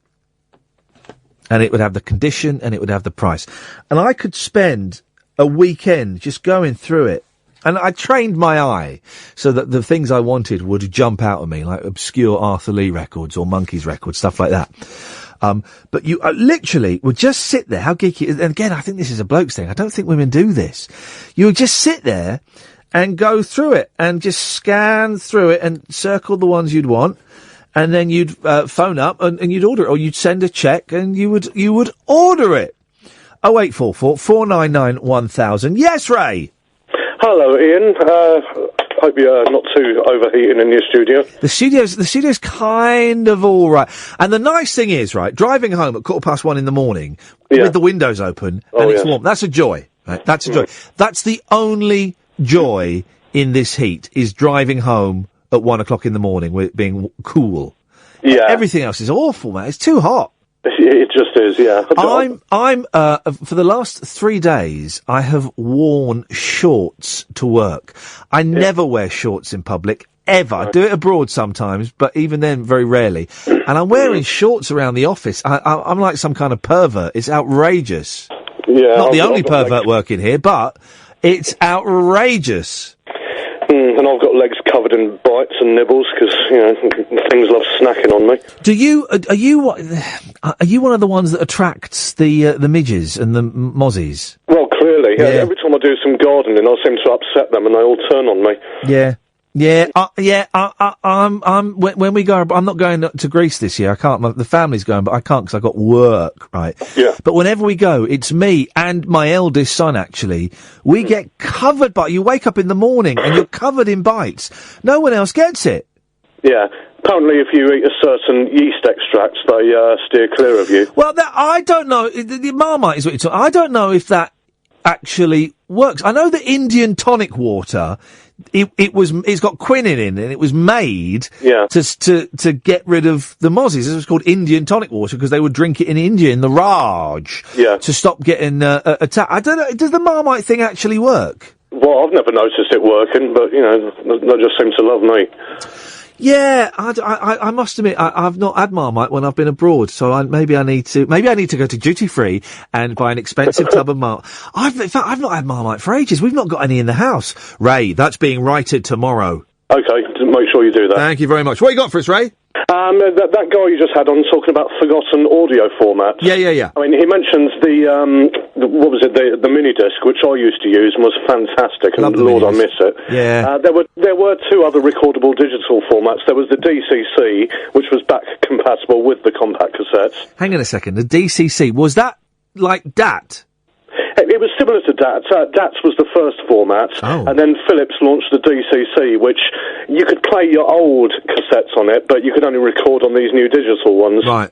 Because DAT, was, I'm going to say about 1993, and DAT that recorded cassette tapes, there was like little chubby tapes, weren't they? Yeah, little mini videotapes. Yeah, and it revolutionised home recording because it didn't lose any quality, did it? That's it. About 1990 I first saw it. 1990, yeah. It didn't reduce. You didn't lose any of the quality, and they became quite quickly. They became affordable, 200-300 quid, so that people could have them at home and have their own little recording studios. Yes. Yeah, and another great old format, you may have to really hunt this down, it was called the L cassette. What the hell? ELCASET, and it was a cross between a cassette and a reel-to-reel. It was like the size of two cassettes. I've seen those. Is that what I never knew they had a name. I know exactly what you're talking about. Yeah, and they were quite nice, but apparently they only sold them successfully in Finland. Why in Finland, Ray? I don't know. Anyway, I am. The boys have now got cassette players in their bedrooms, and I bought right. You know that in the 70s, the little home cassette players you'd have, those little black rectangles where you pressed a button and a lid would flap up and you'd put the tape in it. I bought one of them for the boys, right? Because I thought it'd be nice to record on. And I bought a new one, and that was my mistake. I should have bought an old one. I bought a new one, and it's like 44 quid, right? Oh, they are. It's built like a piece of crap. They just don't make them properly. No, they don't make them properly, right? And it's lightweight. I mean, in the sense that it's shoddily made. You've really got to push the buttons down hard. Yeah. To the point where my 4-year-old can't push the buttons down. Oh, and the recording on it is awful because I'm going to get proper geeky now. The microphone, right, that's built in. Yeah. It all it does is it picks up the sound of the motors going round. Yes. But the 70s ones didn't. They did it a bit, but not massively. And this drowns out anything else that you record. Yeah. And also they come with, that auto level control, which once it goes down, it takes forever to come back up again. Exactly. Exactly. That's what I remember. Ray, excellent stuff. Geeky and delightful. Thank you. Thank you, mate. Speak to you later on. Tatty bye. 0844 499 1000. So, 0844 499 1000. We call you back. Now, have we entered... Has silly season actually happened? I think it's when Parliament breaks up for their 6-month holiday, or whatever it is. But we it feels like we're entering the silly season because we're getting ridiculous stories. And this is the most ridiculous lot. A hapless pensioner. Oh, here comes the clever headline. Missed her and Mrs. It's not clever because it doesn't really make any sense. Who was the fella that used to host Mr. and Mrs.? Derek Beattie. Remember Derek Beattie? That was a strange programme. A hapless pensioner. What did they listen to in the soundproof booth? That's all I wanted to know. One of them would go into a soundproof booth while Derek Beattie would ask questions, and then they would, a dolly bird, that's probably their term, not mine, would bring the wife out of the soundproof booth. Derek Beattie, is he dead? I'm guessing he's dead. I'm guessing he died quite some time ago. If anyone knows, 0844 499 1000. And I don't believe this story. A hapless pensioner jetted off on holiday without his wife after leaving her behind at the airport. What do we think? Did it happen? Possible, yes. Morris Hunter, 80, had to turn round and head home less than an hour after landing in Spain. He lost Carolyn, 70, after nipping to the loo at Stansted Airport. Hang on a minute. This doesn't make any sense whatsoever. After nipping to the loo at Stansted Airport and thought she had already boarded the Ryanair flight to Benidorm.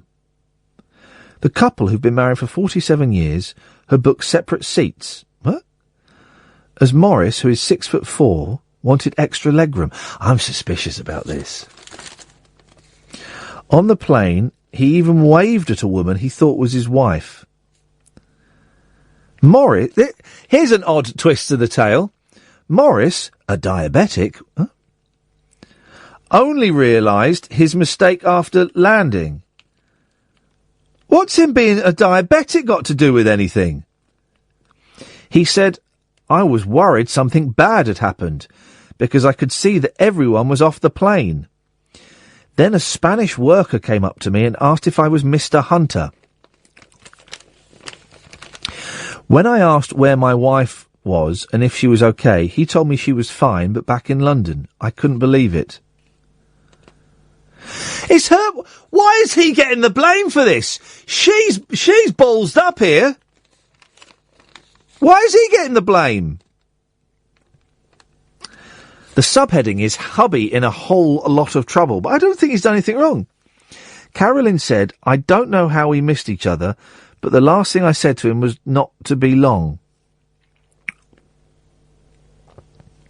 Oh, here we go. Here we go.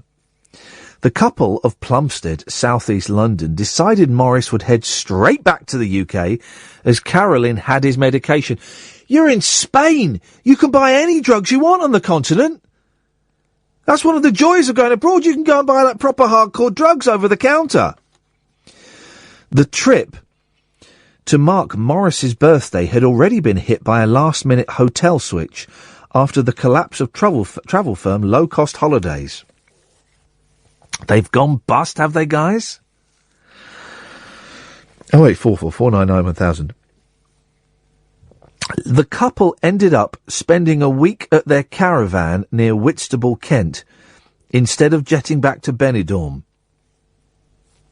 Morris said, I was worried what Carolyn would say when I got back to Stansted. Luckily, she was fine. I think she was just happy I was safe. Now, come on, guys. Come on. He should have stayed there and had the time of his flipping life. And she should have had the time of her flipping life at home. That seems ridiculous. Ridiculous! The shortest you've ever been in the country.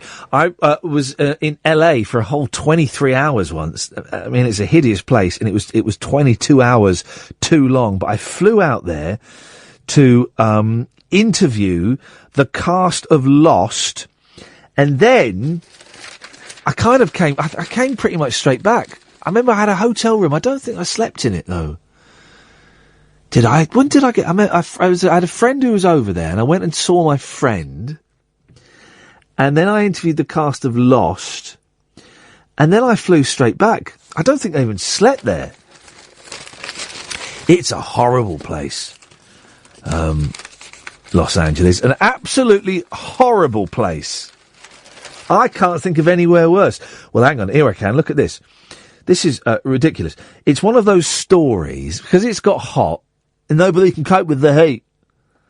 Nobody can cope with the heat. It's just hot. I mean, it's unpleasant, and it's horrible, and it's not nice at all, but nobody can cope with the heat. Meltdown UK at 92 degrees Fahrenheit. That doesn't seem that hot to me, 92. I mean, it's hot, but like 100 is hot, isn't it? Here we go, beautiful. Heat wrecks travel chaos, but now storms are on the way. Fan-bloomin-tastic. When are we getting the storms?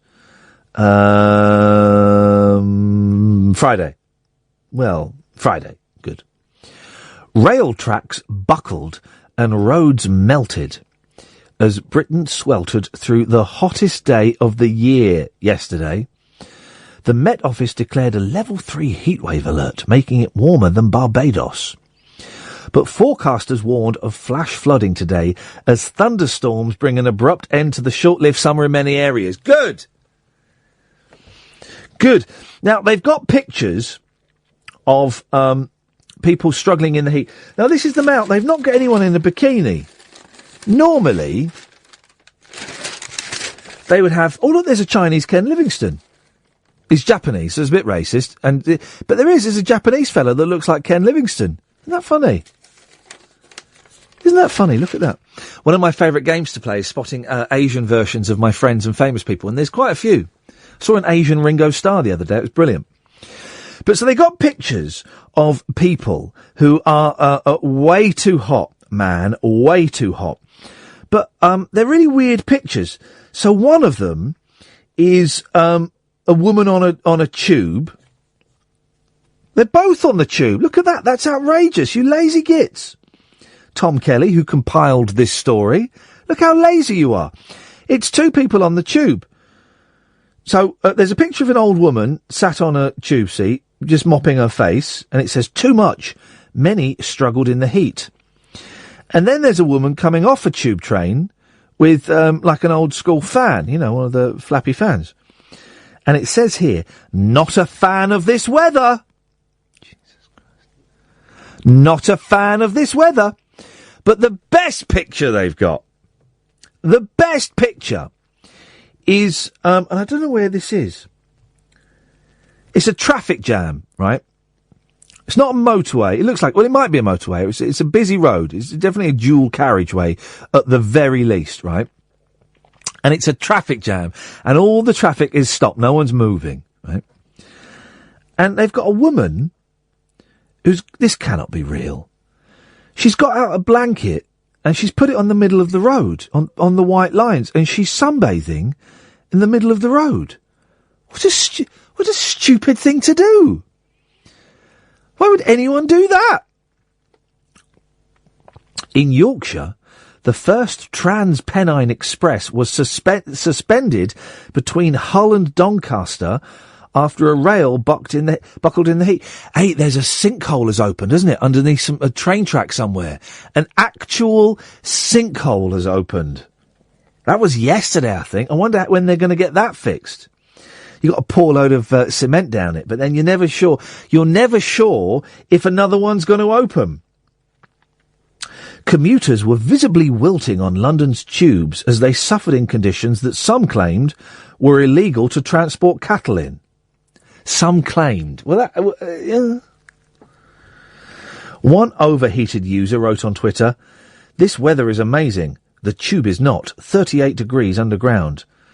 Another posted, "Feel like I'm getting a tan and I'm underground." Well, you won't get a tan because you need the sun. You'll just be getting hot. You plum. Oh, it's on the M3 she's doing it. One woman made the most of a hold-up by sunbathing on the M3. Wearing shorts and a black crop top, she placed a purple beach towel down on the tarmac next to her car in the middle of the motorway during the lengthy wait following a 4-car pile-up. Blimey. Well, there you go. 0844 499 1000.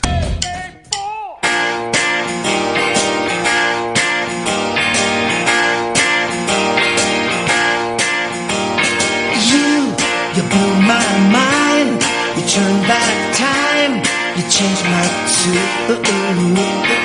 I looked in your eyes, saw starry skies, the sun and moon. And you're a dreamer just like me. We don't need reality. We're in our own world. We're in our own world. We're in our own world that nobody else can see. We've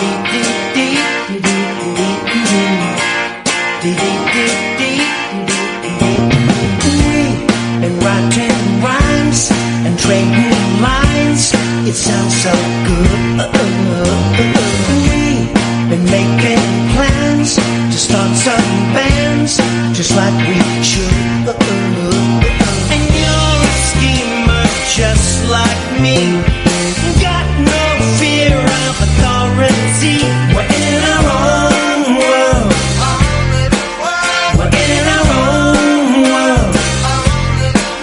We're in our own world that nobody else can see, and no one knows where we go or what we do.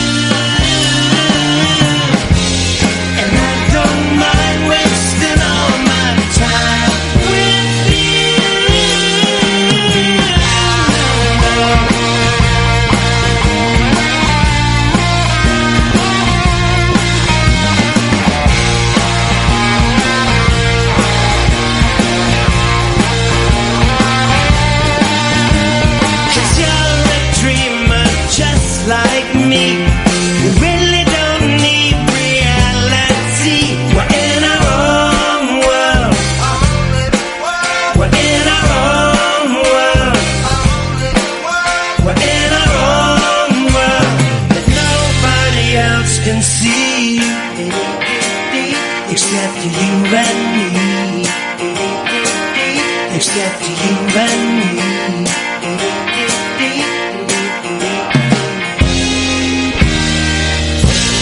So, here's a thing.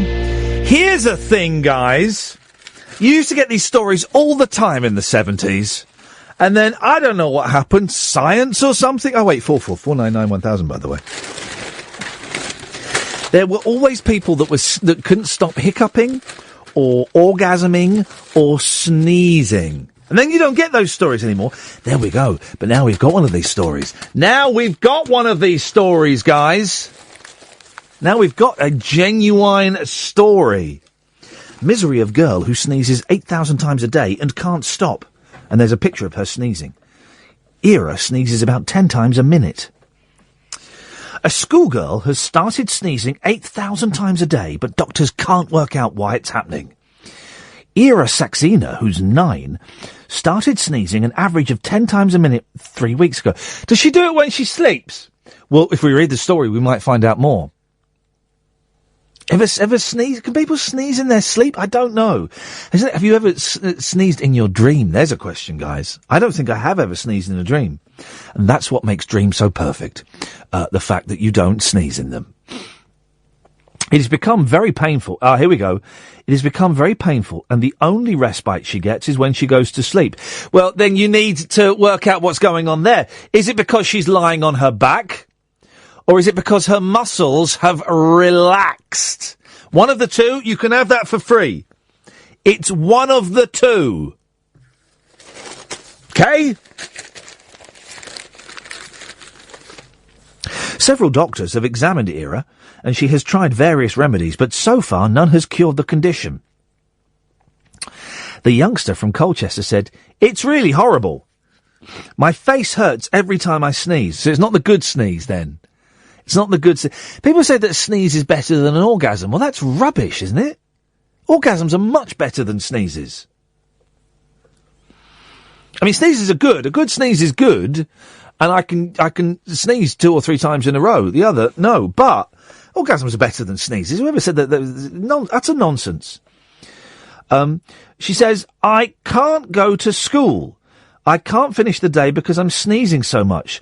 Some friends think it's contagious, but it's not. You don't know it's not, though, do you? If you don't know what caused it, you don't know if it's contagious or not.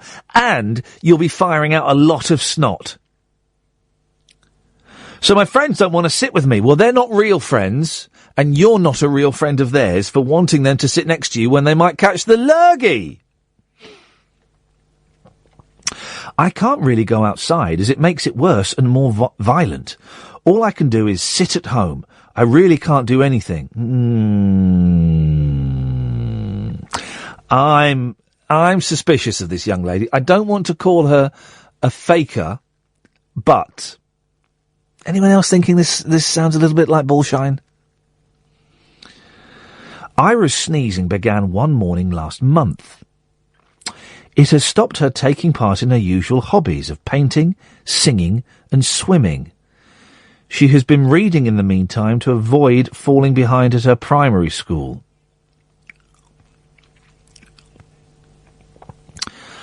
Now, I'm not quite sure what this next fact is here for. Her Indian-born parents, who came to Britain in 2004, bloody immigrants coming over here stealing our sneezes, have taken her to doctors. Why did we need to know that?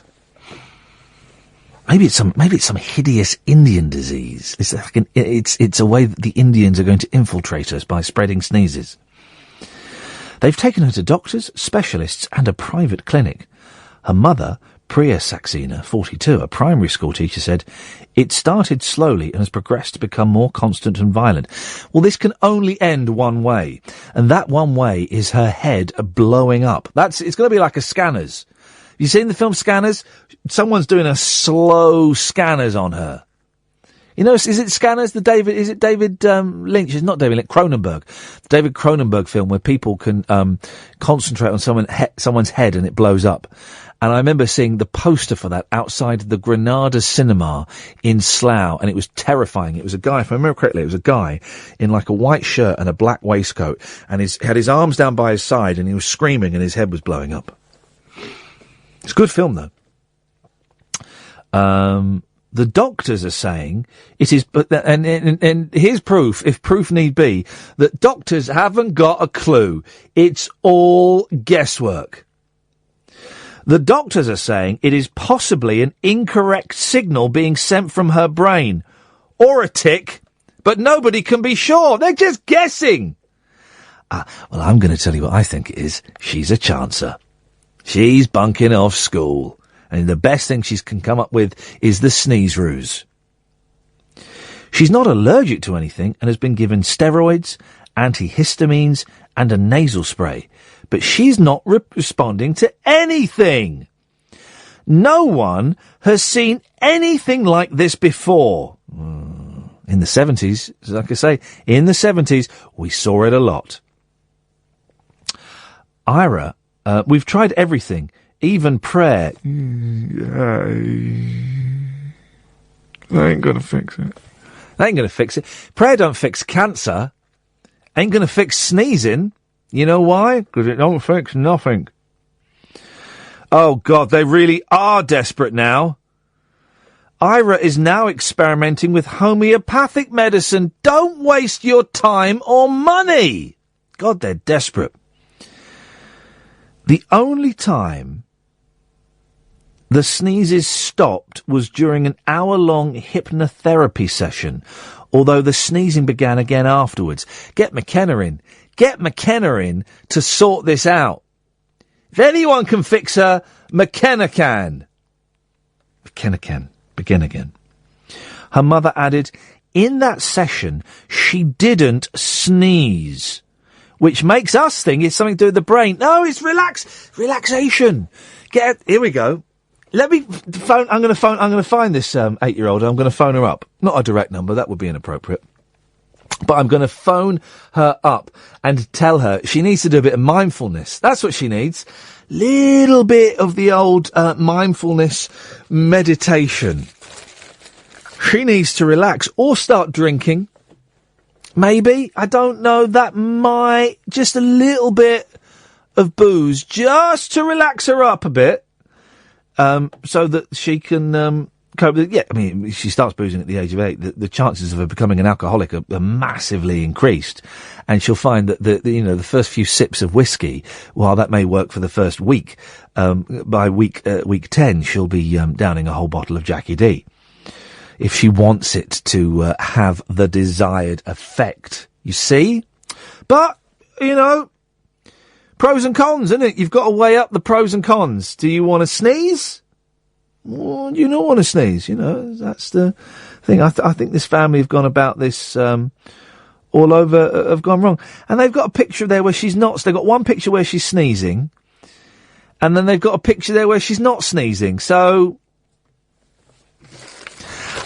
part of me thinks this young lady is a genius, and she's playing us.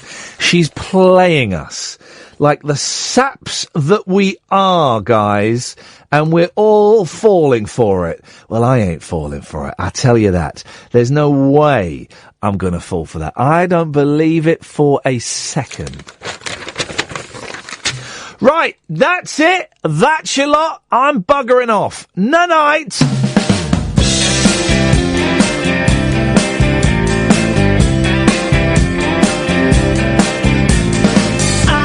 The chips and the dips and root beer, even though dark purple rain clouds are near. When you come around in the summer, I'll lay the basket and blanket out neat, even though weathermen say